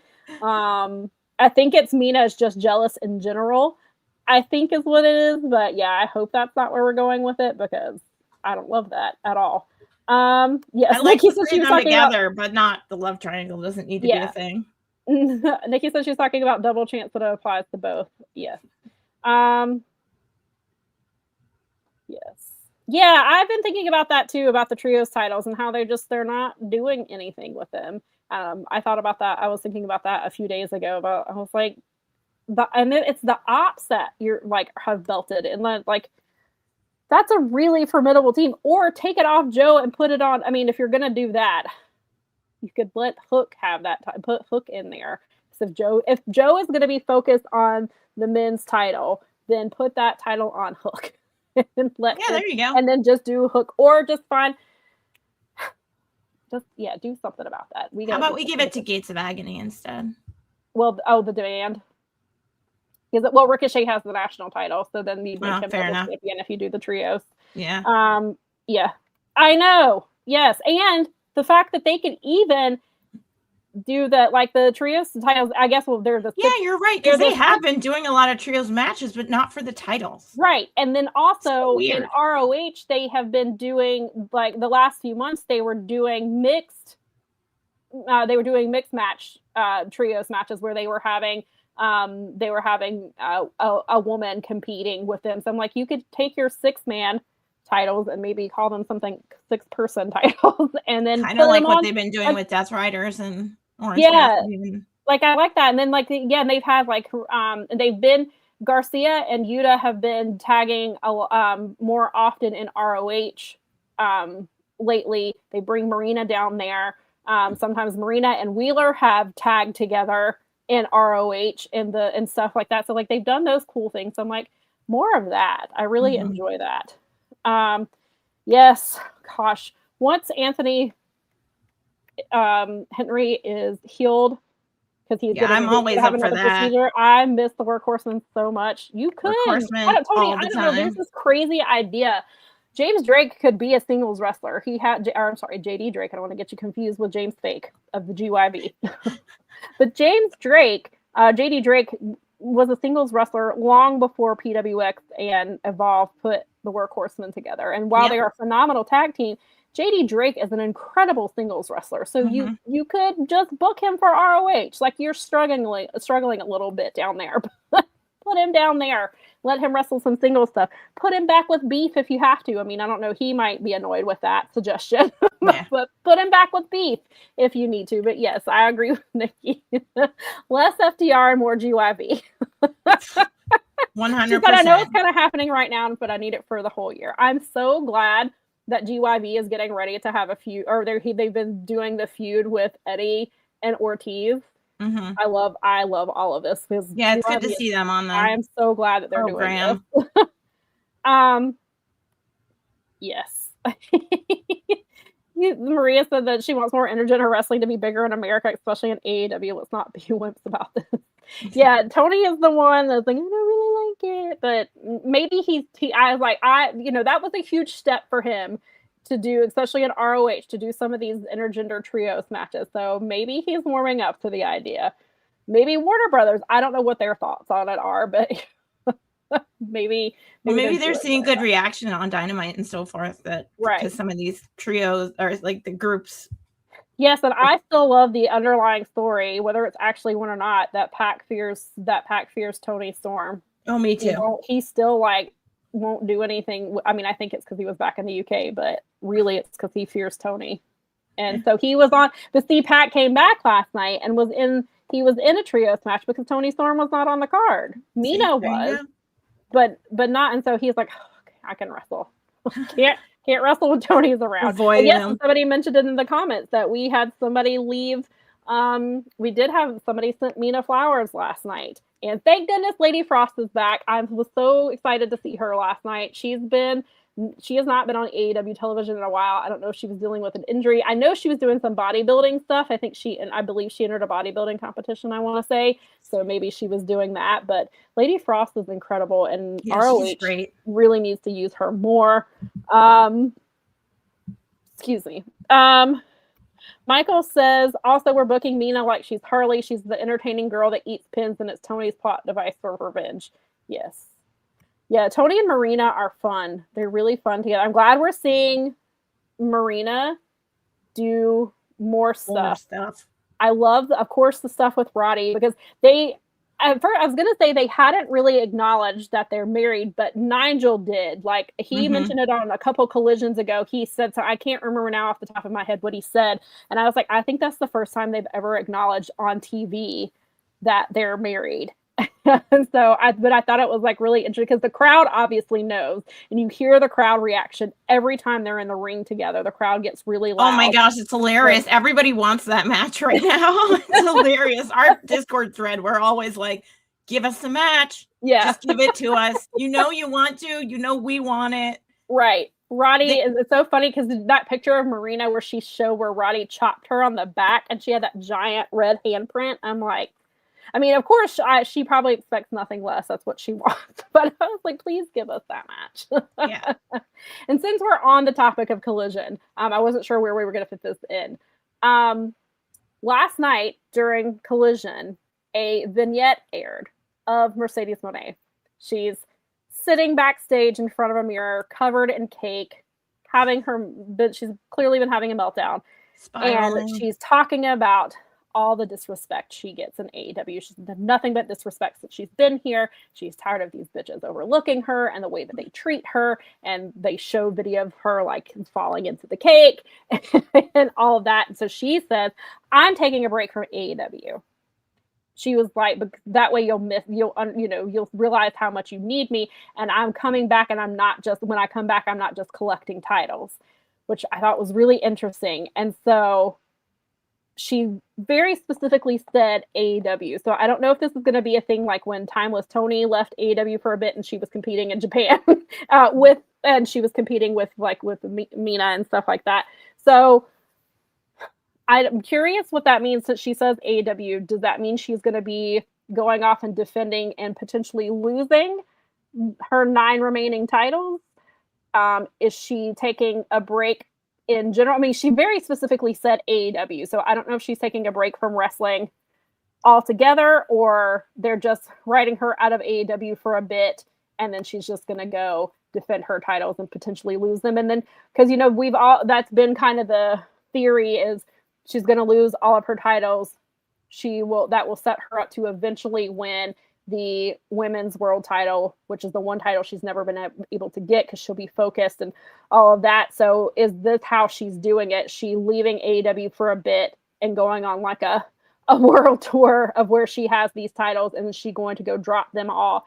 That way, when she comes back, she has no more titles. I mean, if I'm a booker, I would love to book a show around her right now. So yeah. If she wants to come do that, I'm happy to have her. Yeah. Yeah, so which would be, I think that would be a really cool way to do it. It's not like she can really lose them all on television. I mean, it's not very realistic. So right, and she's lost her AEW titles. She has no more. All the titles she has now are independent titles. So it would make sense if she's gonna go back over, and she lost the Rev Pro title to Alex Windsor. Mm-hmm. So now it's just those remaining titles are all independent titles. So is she taking and like I haven't seen anything like any reports yet of how long she's expected to be off TV. Like, is she going to be off? Because the first pay-per-view, because obviously there's Grand Slam Australia, but the first actual pay-per-view is Revolution in March, and it's in LA. Then there's Dynasty is a month later, and that's in Canada. So or maybe she's taking the summer. I mean, I don't know how long she's taking off. It'll be really interesting, but I think it's smart. I think it's a smart way to do this. We got to see a bit of the crash out. Now we see her. Nobody's paid. Nobody respects me.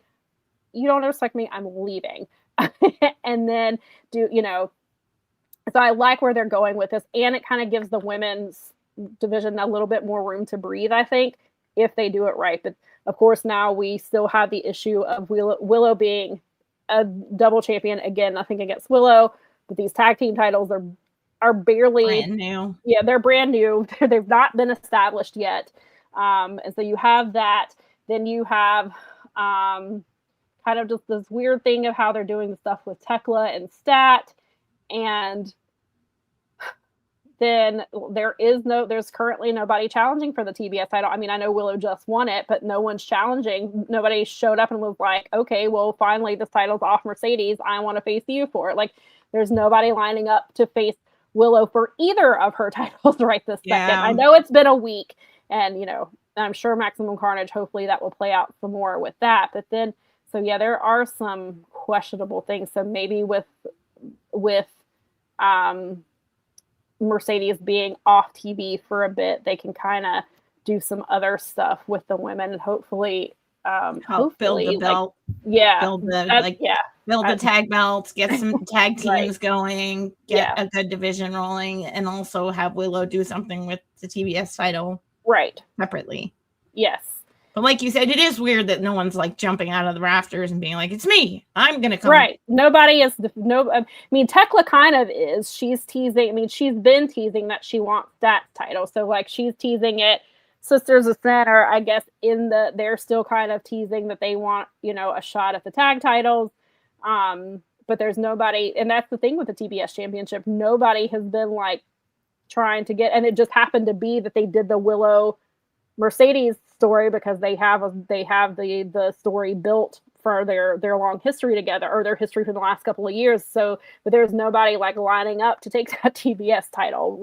So they've got to do something. They've got like 2 months. They've got like 8 weeks, 9 weeks of programming that they need to go now, because they don't have a pay-per-view again until March. Yeah. I mean, I definitely think the tag titles there's room for storytelling in 3 months, 2 months. I definitely think the tag titles will be defended in Grand Slam Australia. I think there's a very big chance that Timeless Love Bombs take those tag titles at Grand Slam Australia. That you have Tony. Makes sense. Yeah, so you have to. I mean, of course, you'd have Harley, who is also Australian, have her lose, but to have Timeless Tony with them, I think that seems likely. Of course.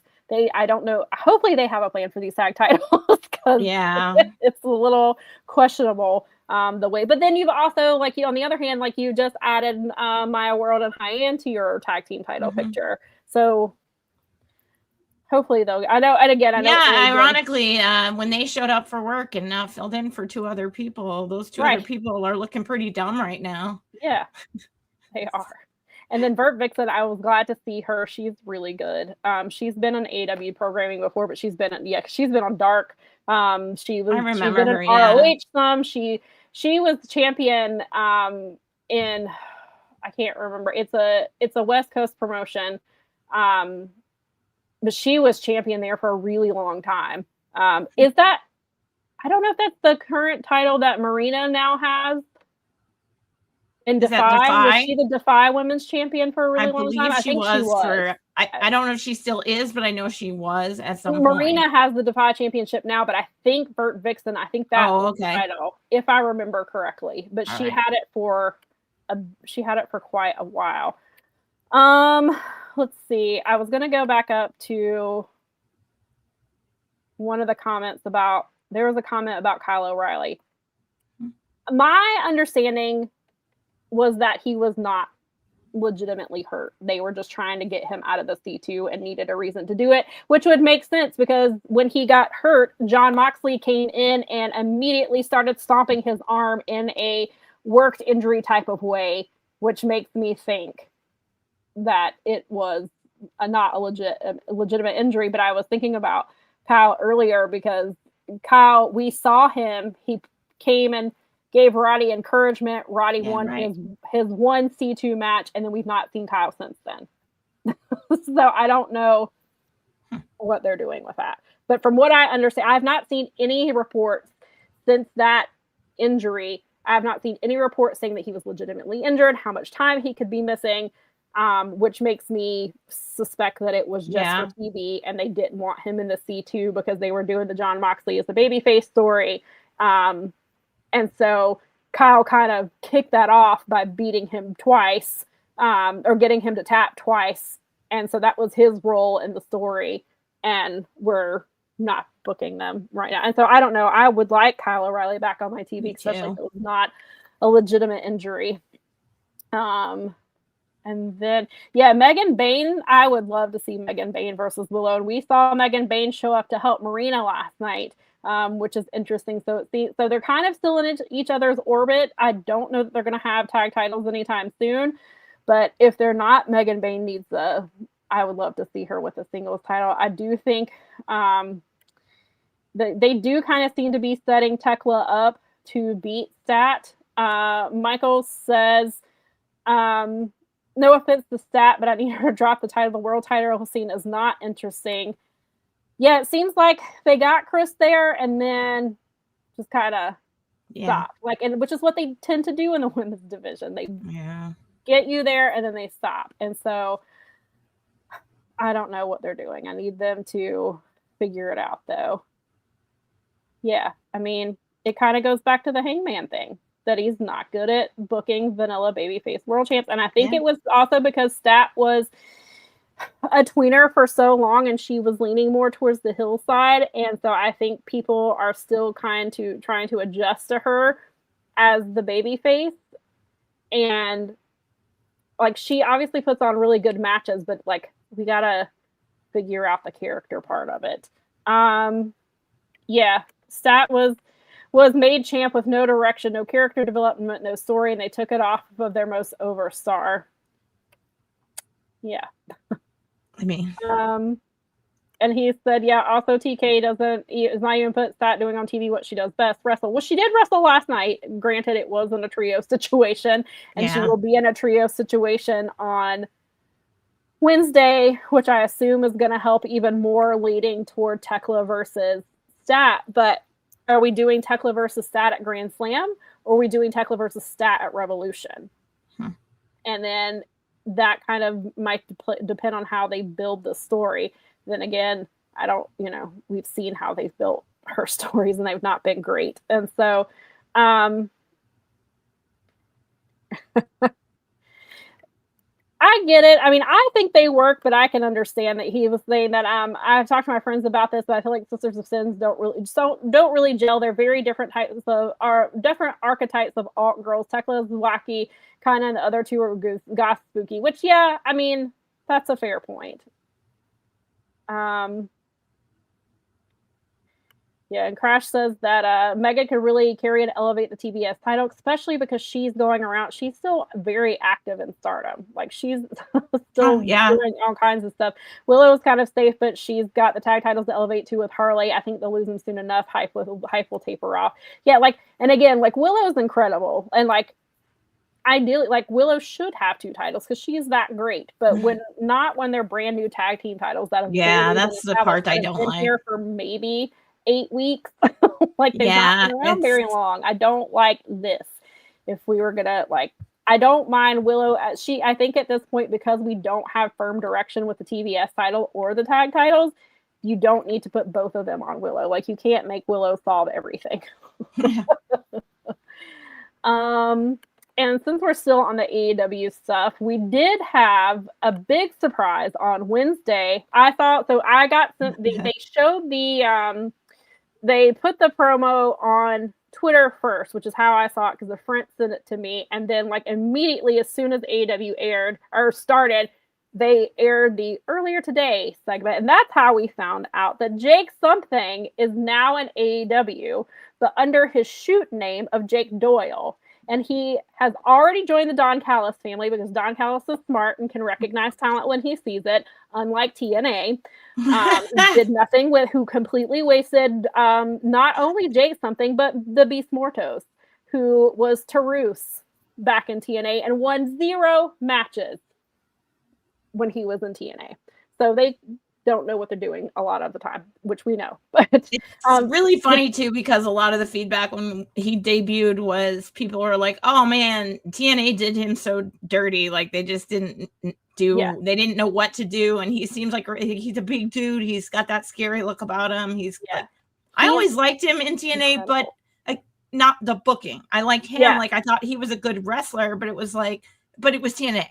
Right. So I saw him more. I got to see him in DPW, and he's incredible. Like I was already a fan of his, but being able to see him in DPW, I'm so glad to see him in AEW. So he can really wrestle then. Yes, he was there. He held like 3 different titles in DPW. He was. When we saw him, when we were at the last show in October, he won the men's world championship. But I believe on their final show in December, which is they're going to have show in Japan, and then DPW might be on hiatus. They may come back, they may not. But at that last show, he apparently dropped the title. But he was tagged, which is funny. So when they did the segment, he took out Jet Speed. Speedball and Jake something were tag team champions in DPW. Oh, wow. They were called Speed something. So they were tag team champions. And they made it work with their styles and their sizes. And they were really, they were a fun tag team. But yeah, I'm a huge fan of his.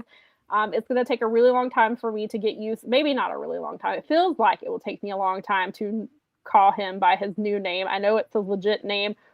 And Jim Valley made the point that the name Jake something held him back, which perhaps he's correct. However, he had a really cool call and response thing with fans that Doyle is not going to have the same effect with, because he would it's too bad he didn't go with O'Doyle, and then he could have just yelled O'Doyle rules all the time. There you go. But he would yell, "What's my name?" and everybody would yell back something. Okay. And it just was really hilarious. Cool. Doyle's not going to have that same, it's not going to hit the same as something, but I get it. And maybe he just wanted to be under his, his shoot name, which I get it. And if he is tagging with Davis, which it appears he's doing, Doyle and Davis rolls off kind of cool, better.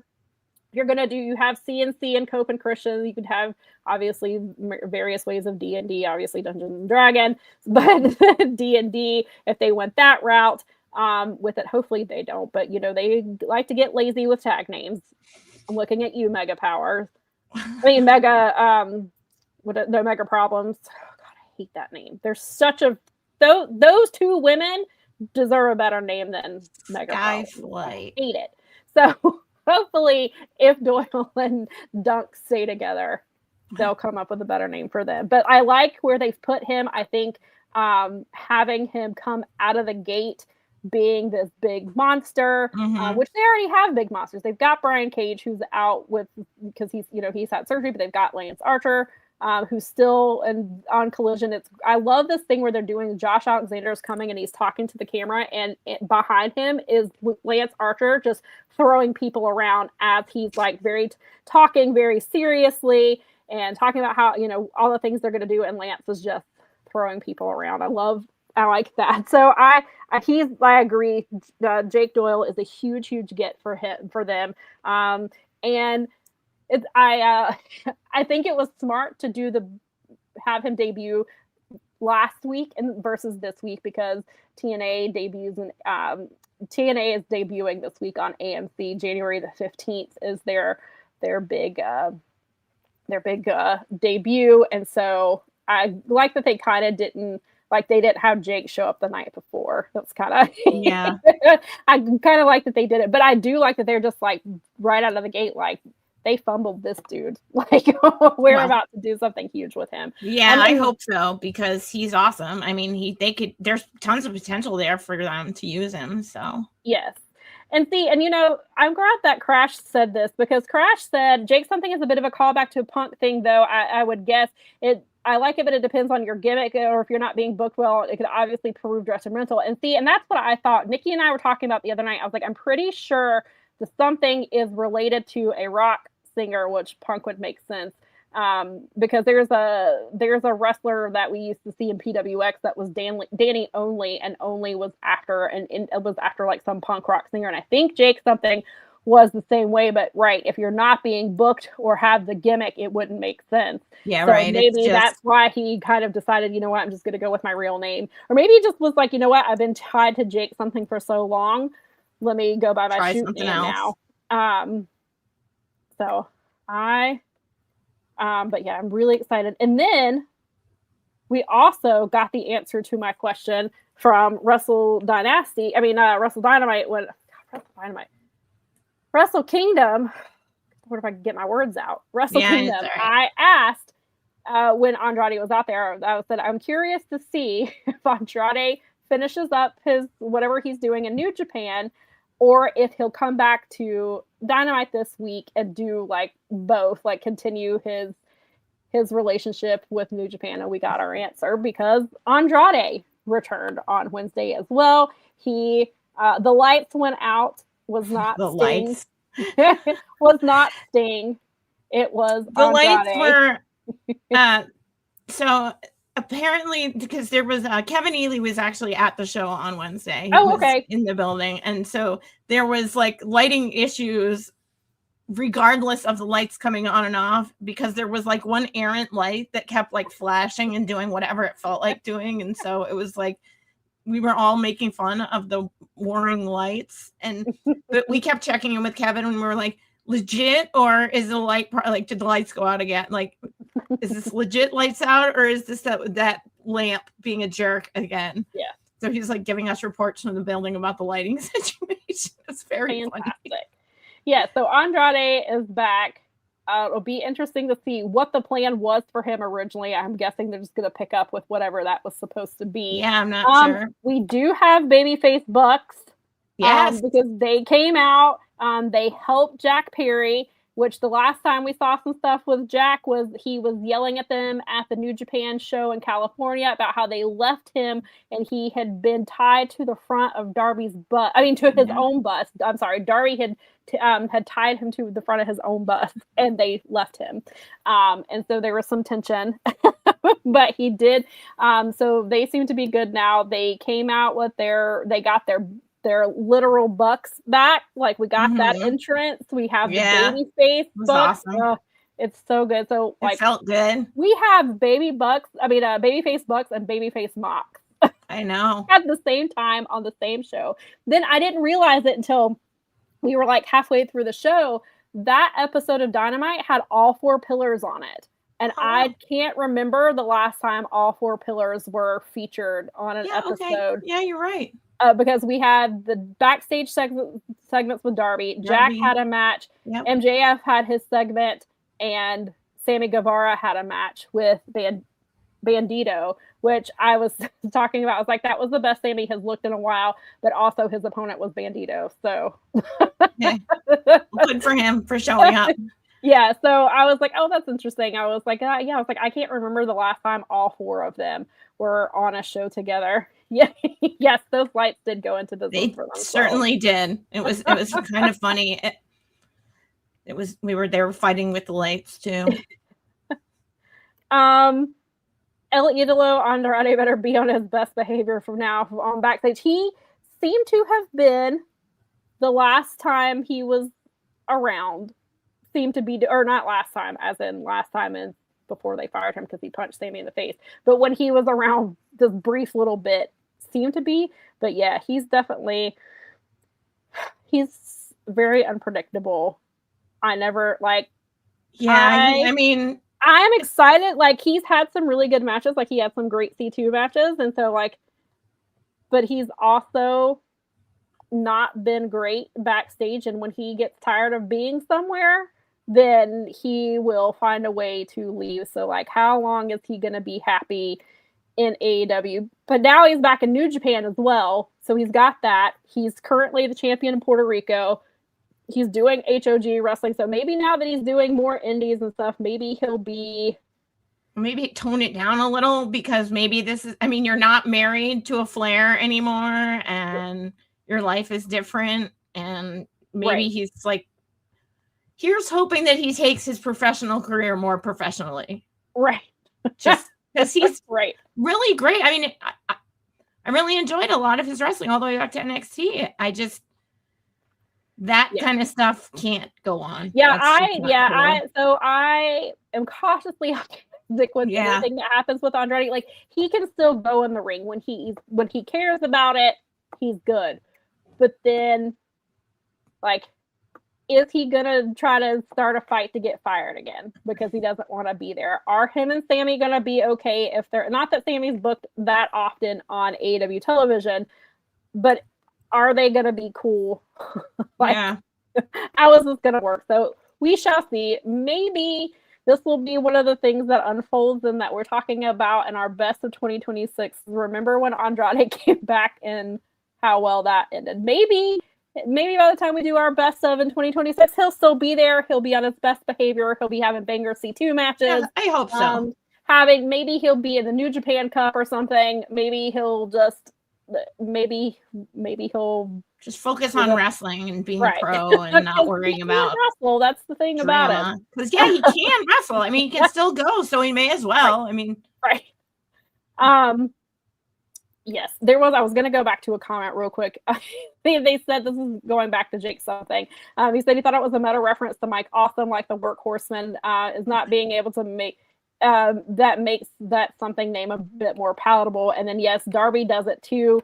I know that the Allen came from Gigi Allen, and that is probably not a name that you would like to associate with yourself. But I went and read about him when I realized because I saw people talking about him, and I was like, "Girl, yeah, that is that name with the speaking out allegations, not a good look for you, my guy." No, I mean, I know he's been Darby Allin for. I didn't realize that's where it came from. Yeah, I never put that together. I know who Gigi Allen is, and I never put that together. Right, I knew that's where the reason I saw a couple of years ago people were talking about him taking that, and that's also where Gigi came from when what was it, Priscilla, when she went to WWE and was Gigi, that's where the Gigi came from. And so people were that's where the story came, that's how the topic came up. They're like, I can't believe she is going as Gigi, Darby is Darby Allin, and they're talking about Gigi Allen. So I went and read about it, and I was like, oh my God, that is a terrible decision on both of their parts. That's a dude that worked himself into a shoot over himself pretty hard. So it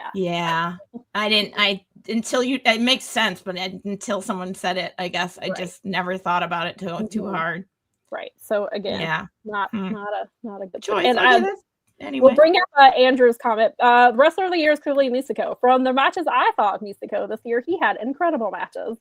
So I will give that. Yeah, Místico. That's awesome. I'm glad we got to see a lot more like kinds of wrestling in AEW. Like they really branched out with bringing in all the different champions and all the different like ladies, men, the whole thing. Right. I liked it. Yeah, Dustin on brand for Darby in here. Yeah. Yeah, I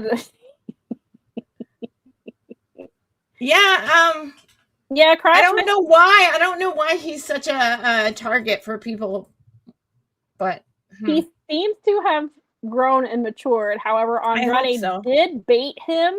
Andrade knew what he was doing. He was bait because I watched that play out on Twitter when he was arguing with Sammy. He was baiting him on Twitter, got him into. They were arguing back and forth, and then the Andrade thing. Yeah, the Andrade and Sammy. Andrade baited Sammy on Twitter, and they were going back and forth, confronted each other that Wednesday, and he punched Sammy in the face, but it was his. So Andrade had it. He was trying to get fired because he didn't want to be there anymore. And I'm sure Tony watched it play out on Twitter like the rest of us and knew what was coming and was like, no, you're just going to sit at home and get paid on your contract. I'm not firing you because that's clearly what you want. Right. That we're not doing that here. But he brought him back. So whatever happens is like, I don't know how much sympathy I'll have for Tony because he knows how Andrade has been for him in the past. And if he does it again, then he has played himself. And I'm not going to feel bad about it because like you knew what you were getting into. But hopefully, yeah, exactly. Hopefully maybe Andrade's in a better place in his life now. I hope so.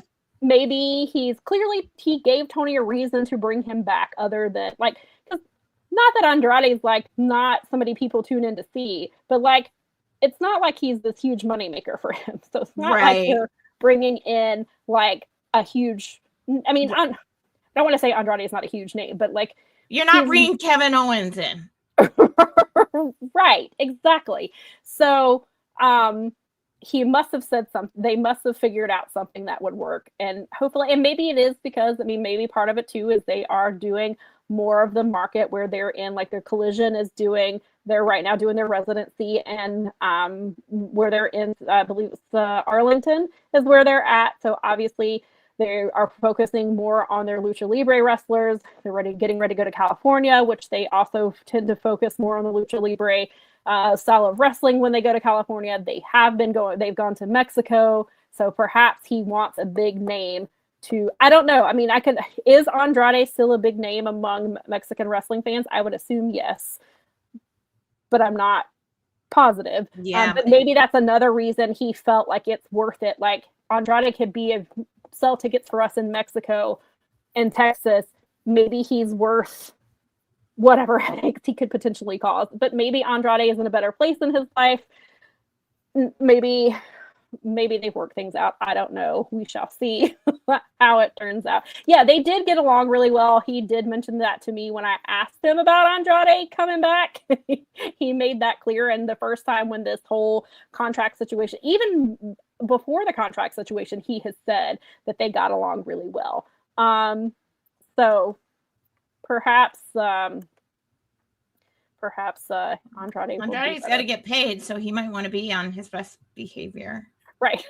And, this is also a fair point. Maybe he thinks that Tony feels more secure that Andrade will go back to WWE this time around. Well, he's not necessarily welcome there at this point. It would be. Right. And Michael, yeah, absolutely. After his past dealings with former WWE talent, I think TK wouldn't have brought him back without some assurances. Yeah, I mean, I absolutely. And that's what I'm thinking, Andrade had to have made certain, assurances. Well, I mean, as Dave always says, though, time and money heals all wounds in wrestling. Fair. And like you said, they apparently always had a really good relationship.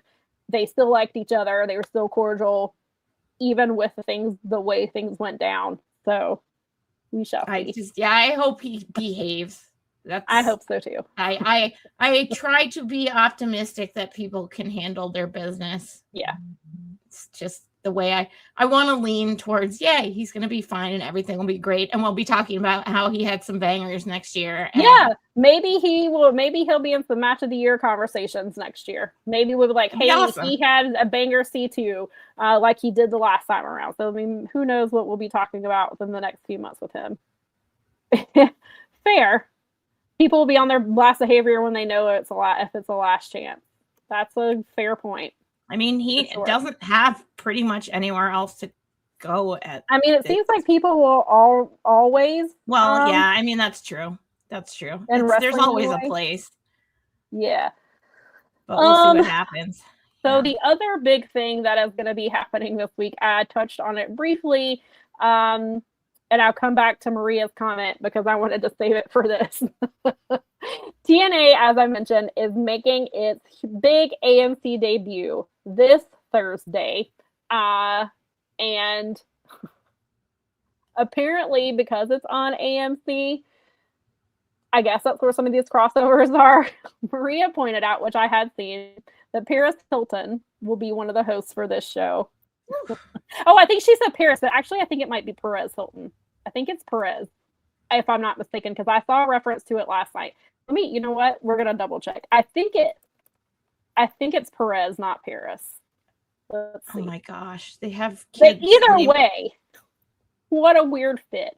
It is Perez. It is Perez Hilton, who, you know, is super questionable himself, which is that's putting it nicely. Apparently my VPN is blocking this and they're mad about it. So hold on.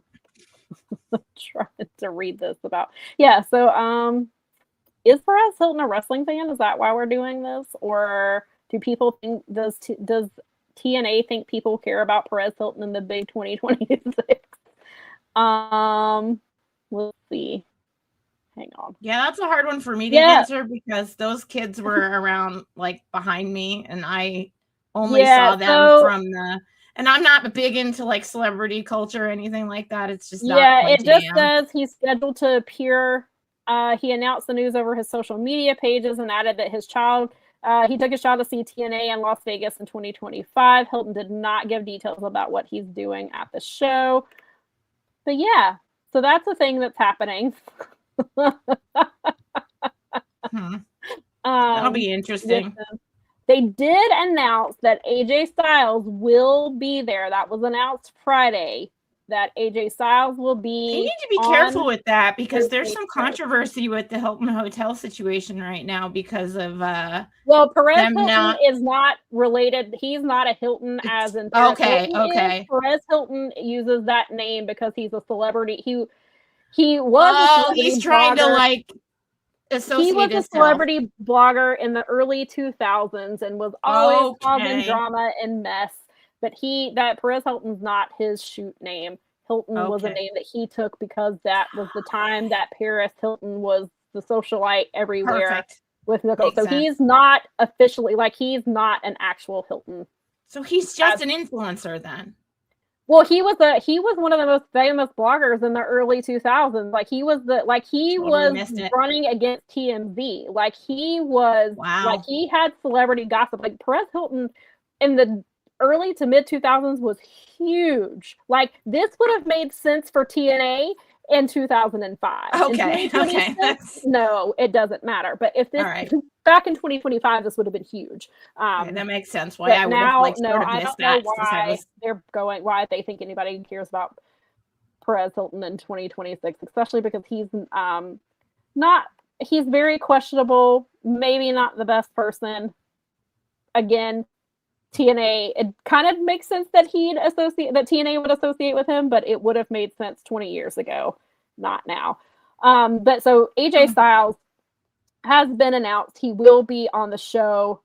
We don't know what he's doing. We don't know if he's just there because AMC wants him because he's arguably one of the biggest TNA wrestlers of all time.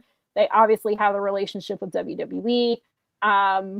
Is he going to be wrestling? Because last year he went and basically put over Leon Slater, and now Leon Slater is often featured in NXT, could potentially be signing with them. So is AJ there to just come be on TV, pop some ratings, or is he actually going to set up a feud with somebody because he is retiring this year? Fair enough. So are they going to set up a potential match for him? Or is he just there because people will tune in to see what AJ Styles is doing in TNA because he is so closely associated with them? And then they do. So I think there may have been more matches announced, but I know for sure there have been 3 matches announced. So Matt Hardy, Jeff Hardy, and Elijah, who, yes, the one that used to be Elias. Okay. That one. Versus Order 4, which was Mustafa Ali, Jason Hotch, and John Schuyler. When Mustafa was doing the the presidential gimmick, those were his 2 security dudes. And then they've obviously turned into a faction. And then Leon Slater is defending the X Division Championship against Myron Reed, which should be a banger because they're both incredible. And then they are having the World TNA Championship match where Frankie Kazarian will defend his title against Mike Santana. The one that Mike Santana lost after like a few weeks, just so they could probably give him the big moment of winning the title back on AMC. Seems to be what they're doing here with that. And then they do have a pay-per-view next Saturday as well. So I'm sure they're going to be building stuff for that. So that is happening. But the big rumor the last few days is that Chris Jericho is headed to TNA. It is believed that he has a done deal with WWE. He is coming back. He did not come back on. That was a lot of people, including myself, just assumed that's where he'd come back. It was the 1 year anniversary on Netflix. It was the big Stranger Things crossover. Makes a ton of sense. Of course, there's the Royal Rumble, but I wouldn't put Jericho's return in the Royal Rumble. I mean, you could, but it's Chris Jericho. Like, I'd do it up bigger for him if I'm WWE. But I think the rumor first started from Matt Hardy on his podcast, because he was talking about Chris Jericho and how he thinks that he could wrestle some in TNA, which he's never wrestled for TNA before. And knowing what we know about Chris Jericho, reading the books of his, that's somebody who has a lot of respect for wrestling history, and to be a talent to say that they have wrestled for every major promotion in the world, I think highly appeals to somebody like Chris Jericho. And he can also wrestle for AAA with this relationship with WWE. I know he's wrestled in CMLL. I can't remember if he's wrestled in AAA before. So AAA may also be one of the last places he's never wrestled. And he can also go do the Lionheart character that we saw a little bit of in AEW. He could go do that there. He wrestled for ROH. He was ROH champion when he is in AEW. So I believe is the last big major company that he's never wrestled for. And I can absolutely see Chris Jericho being somebody who, and if they want to pull people to a brand new program on a brand new night, I don't think you can get much bigger of a name for like legend that's going to be on there. I mean, him coming back. I think that so that, the rumor has definitely picked up. I know that Sports Illustrated had, I think it was Rick Ucchino, had an article about Jericho where it's kind of like, basically it's all the information that's out there. He's still on, so supposedly his contract expired with AEW on December 31st. However, I don't know if this has changed like as of today, but he's still listed on the AEW roster page. And AEW is really big about, like, once a wrestler is gone, they're off that page. So like, they just had 3 people whose contract expired. Like Mercedes Martinez's contract expired, Alex Abrahante's contract expired, and so did Matt Taven. And all 3 are gone as of a few days ago. I believe they've already been moved off the roster. And so I mean, if he was coming back, you said it about like not doing Jake Doyle this next week before the AMC thing. If he was going to re-sign with AEW, having him on the day before that started would probably be not the worst idea either. I mean, so, I don't think he's coming back. My personal feeling is that he's done with AEW for now and that he's moving along, but I don't know. And so I think I personally think Jericho's gone. I think Jericho wants in the WWE Hall of Fame, and as long as he's with AEW, that can't happen. Yep. And I think that's what I think. And I think that, so I absolutely could see him in TNA. He gets the big ratings for AMC. He's a well-known name, which is exactly why AEW brought him in. He's one of the biggest wrestlers in the world, and has been for decades. Like, people who don't watch wrestling still associate Chris Jericho with pro wrestling. That's why he was AEW's first. Part of the reason he was AEW's very first world champion was because of the name recognition. And also, just like I said, knowing what I know about Chris Jericho, to be able to say he is the wrestler who has wrestled for, and then you have this list of companies. And TNA, if TNA is the one, then, I could think. I mean, this is the guy who said in his own books that he keeps like lists of his matches. that he has, because he met older wrestlers when he was young and they didn't remember half their matches, and he was like, I don't want to be like that. So exactly. So he's kept track of all of his matches, and so Rick. And anyway, so back in the article, Ricky was talking about how so there's been conflicting reports on. There was one report saying that WWE did have active plans for Jericho. Sean Ross Sapp, I believe, said there were not. Oh, no, I'm sorry. The first plan, I think, was not active, that they were considering him, which obviously, as Rick pointed out, considering options or plans for him versus actually having plans for him are two different things.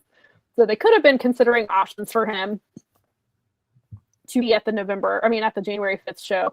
But Sean Ross Sapp has reported that no, they did not have plans for him.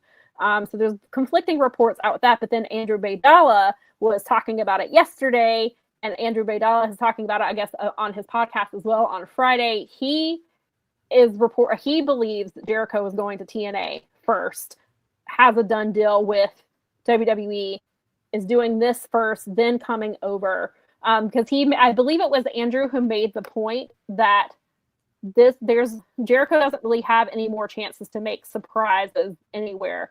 This would be the last chance he has to make a surprise appearance somewhere. So most likely that being a surprise appearance in TNA, having a match so he can mark that off that I have wrestled a match for TNA. I've wrestled at least one match for, all of these promotions. Now I can come back to WWE, and work on getting my Hall of Fame story. So I would not at all be surprised if Jericho shows up on the first episode. I mean, maybe because the information is kind of already out there, maybe they hold it back to make you tune in next week. But I absolutely could see Jericho. I could see AMC wanting Chris Jericho because that's somebody that they are familiar with.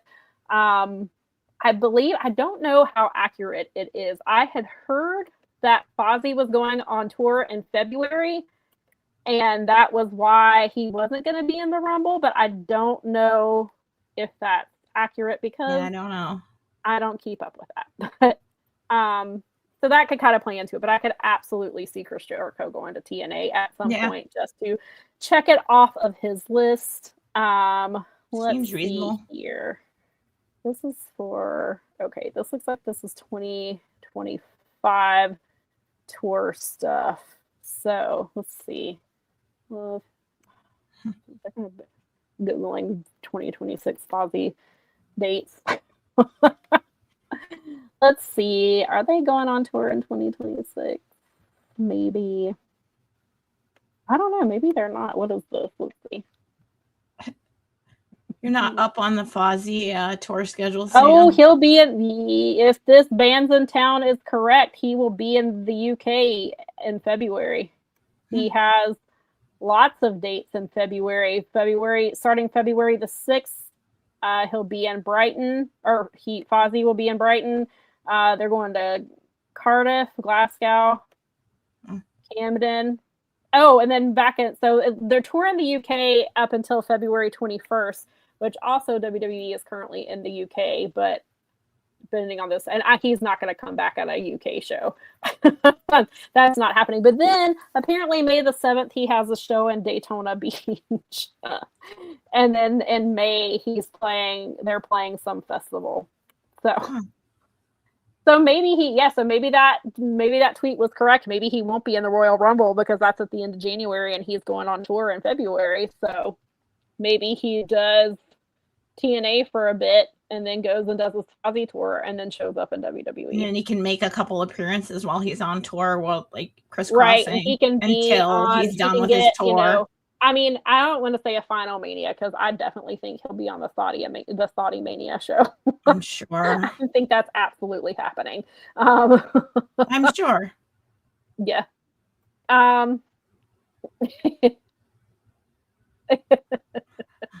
Oh gosh. Yeah.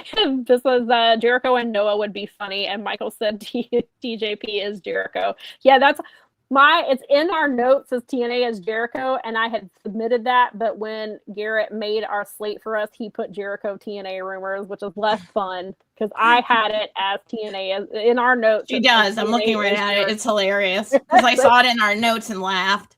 Because I was like, because when I was thinking about it, I was like, oh, totally. I didn't even have to, because I saw it in our notes before I even read like articles about it or anything. And as soon as I saw it, I was like, oh, that makes sense. Mm-hmm. I see that. I totally see that. Yeah.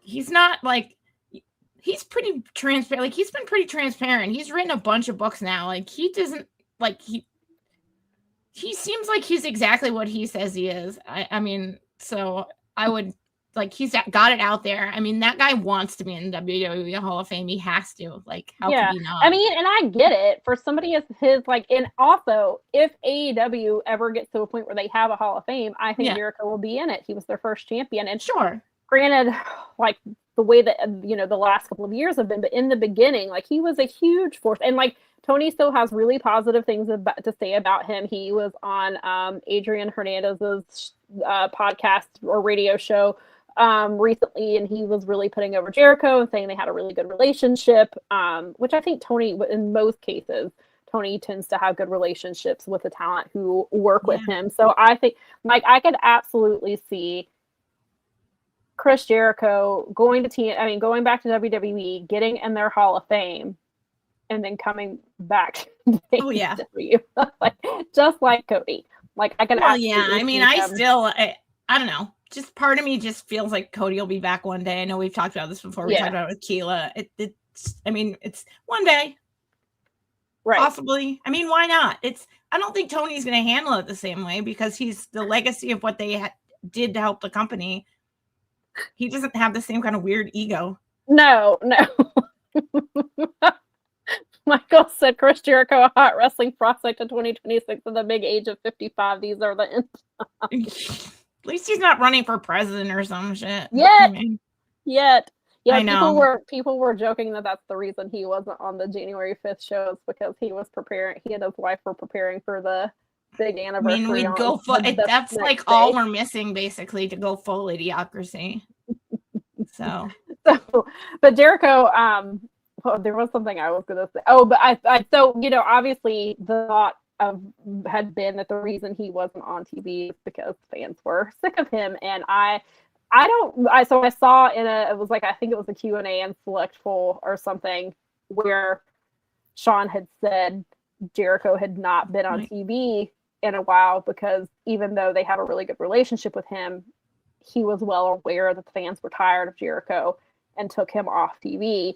And so I think that's the first time I've ever seen that confirmed. I think that was a lot of speculation, was that they pulled him off of TV because like a majority of us were sick of him and hated the learning tree bullshit. Yeah, learning tree is kind of stupid. It was, and because he kept trying to make things sports entertainment, like that's literally like what the that's what the inner circle. I mean, inner circle. They did the whole thing with like Daniel Garcia is still trying to like, I think he's kind of getting away from it with Death Riders, but like he could not get away from the sports entertainment stuff that he'd been locked into. And I did not want that to happen to Brian Keith. I was like, please don't do that to him. So, good point. He was Canadian. Chris is Canadian. He can't be president. Well, he is Canadian, but was he not born in New York? His dad is Canadian, but I thought he was born. I know he is obviously listed as the Jericho Appreciation Society, not the Inner Circle. God, apparently my brain tried to forget that was. It's okay. It's all right. I didn't even really though I knew where either. Daniel Garcia. I apparently was combining things. Thank you for correcting me because. Yeah, I don't know where my brain was going with that. Yeah, Big Bill too. Yeah, I mean, whatever. Right. Just be done. I'm glad he's not on my TV anymore. I have a lot of respect for what he's done in the business. There's also there have been some stories about him that are concerning, but shocking about, a pro wrestler that we find out some things especially during the Attitude Era stuff. Yeah. So there's that. But yeah, I could see him coming in TNA. I do think he's going back to WWE. I think he wants to be a WWE Hall of Famer, and as long as he's associated with AEW, that's not happening because that's just how petty they are. Yeah. They've all had to step away from AEW in order to be. And then he was making dumb little comments about he was saying that AAA was looked better than, or whatever show he was saying looked better than the AEW shows and Hammerstein. And so he's doing these little digs, which is what they typically do with it. I mean, it was nothing. I mean, it was harmless stuff. It's not like he was saying oh, AEW is horrible and all this stuff, but it also seemed like, oh, we're already starting the discourse where AEW was like the amateur hour, that type of stuff kind of. And I was like, okay, this definitely feels like, oh, and then also when he announced his cruise for this year and not a single AEW talent is on that cruise next year or this year. And that's the first time since this cruise has started, not one person. Interesting. None of them. Wow. Except for maybe a giant. Yeah, that was when banner. I knew. That's when I knew for sure. I figured he was on his way out, but when I've been feeling that way for a while. My friend texted us, and he was like, "Look, there's no AEW talent." And I looked, and I was like, "Nope, not one single AEW talent is on this cruise for the first time." So it was like, he's gone. I knew then. I was like, "No, he's gone." God, Michael, I am right there with you. Yeah, Brian Keith, and we got especially I was already annoyed by it, but then we got that he did the singles match a few I think it was December, end of November, somewhere in that time frame, and he was the bounty hunter, and I was like, this is the Brian Keith I want. I want bounty hunter Brian Keith and AEW. What are we doing? Yeah. I don't even mind him necessarily with Big Bill. They're okay as a tag team, but if I need more. I need more of this, and strapping him with Jericho was not both. As soon as they did that, I was like, oh no, it's it's gonna be Daniel Garcia all over again. Yep. Thankfully he's not dancing, but now he's bounty hunter over Bad Apple. Yeah, a bounty hunter 100%. Yes, please give I love that, Brian, because you have the bounty hunter, the Bandito thing. Yeah. And then there was people, they were wanting them to do the thing with, I think it was, who was it? They were talking about doing the Hangman character. They were wanting to do a faction, and it was Hangman, Bandito. I think there was one other one. And then people were put Brian Keith in there too, because he's the bounty hunter. So then you've got Bandito was the most wanted, had the bounty hunter. Then you have Hangman, who is the millennial cowboy. Put them all in a faction, because that would be a really kick-ass faction. I feel like there was someone else, but I hope in 2026, let's get more, which is my hopes for 2026. Let's have more bounty hunter Brian Keith in AEW.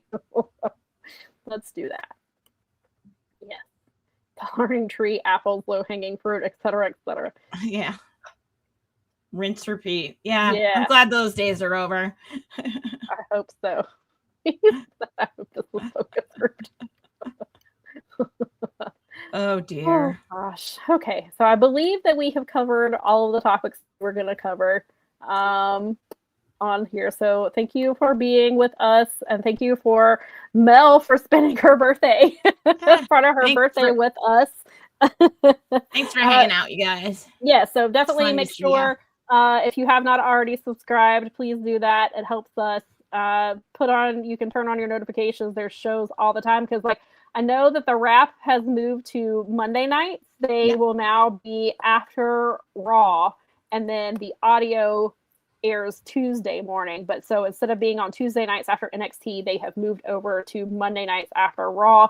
So you can check them out. Of course, there's speaking of Strong Style. On Thursdays, Wednesdays, obviously, is the Dynamite show. I'm trying to think, am I forgetting? I feel like I'm forgetting somebody. And they do, of course, Garrett does various shows. Am I forgetting somebody? Who am I forgetting? I don't think so. I feel like I am.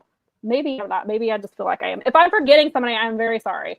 My brain apparently is. Listen, I'm confusing Inner Circle. Just make sure you subscribe. So you know Appreciation Society. So my brain apparently has decided it's just like anymore. It's like, what? Okay. But and Jeremy Feinstein went to Japan this year for the Wrestle Kingdom. So if you're interested in checking out his feedback on that was this last couple weeks or so, and so yeah, they're great. We love those guys. Keela is obviously an official broad. So yes, Keela's back. She's welcome here anytime she wants to come talk shit about QT Marshall with me. Thank you, Nikki. And just I'm trying to get this comment to come up here. Thank you, guys. Yes. It's fun hanging out with this group. It is. I agree. Yes, Brian Keith was funny when he got those matches by himself because he talked so much trash to the fans and to the people. It's great. Thank you. We appreciate that Fight Game Media and that you believe that we're number one. We appreciate that. Thank you guys for your support as always. And who knows, we'll come back next week. I'm sure I will check out, even though Grey's Anatomy is back, I'm sure I will check out TNA because I kind of need to know what kind of things we're doing. Like if you're having a show where you have Perez Hilton, who was relevant 20 years ago, but also have AJ Styles on your show. Yeah. Potentially even have Chris Jericho. Then I need to check this out. So come back next week. I'm sure Mike Gilbert is going to have a lot to say. Yeah, I'm interested to hear his feedback. Go check out Mike Gilbert if you do not follow him already. You absolutely should. He's worth the follow, especially because people still he got Meltzer the other day. I saw that. Because Mike Gilbert is very good at trolling people and people not realizing that he is trolling them, which makes for delightful entertainment. Also, people get really mean too, which is not cool. They get mean, but that kind of fires him up more. That's what people don't seem to understand about Mike is the meaner you get, the more savagely funny and sarcastic he gets with you. Unless you're Chelsea Green's followers, of course, yeah. They were really mean to him because she didn't realize that he was trolling. She thought it was serious. So then her fans treated it serious. I remember. But then they were going after his kid, and that is not cool. Yeah, that's not cool at all. For the most part, Mike is very funny, and he gets very funny responses. But yeah, he got Uncle Dave the other day. Yeah, which was funny. So yeah, so come back next week. Who knows what we're going to talk about? We'll be in 2026 now. Yay, not just looking back at 2025, but yeah, we will see what happens. Knock on wood in the week of wrestling. So come back next Sunday at 1:00, and we'll talk about it. Yay! Thanks for being here, guys.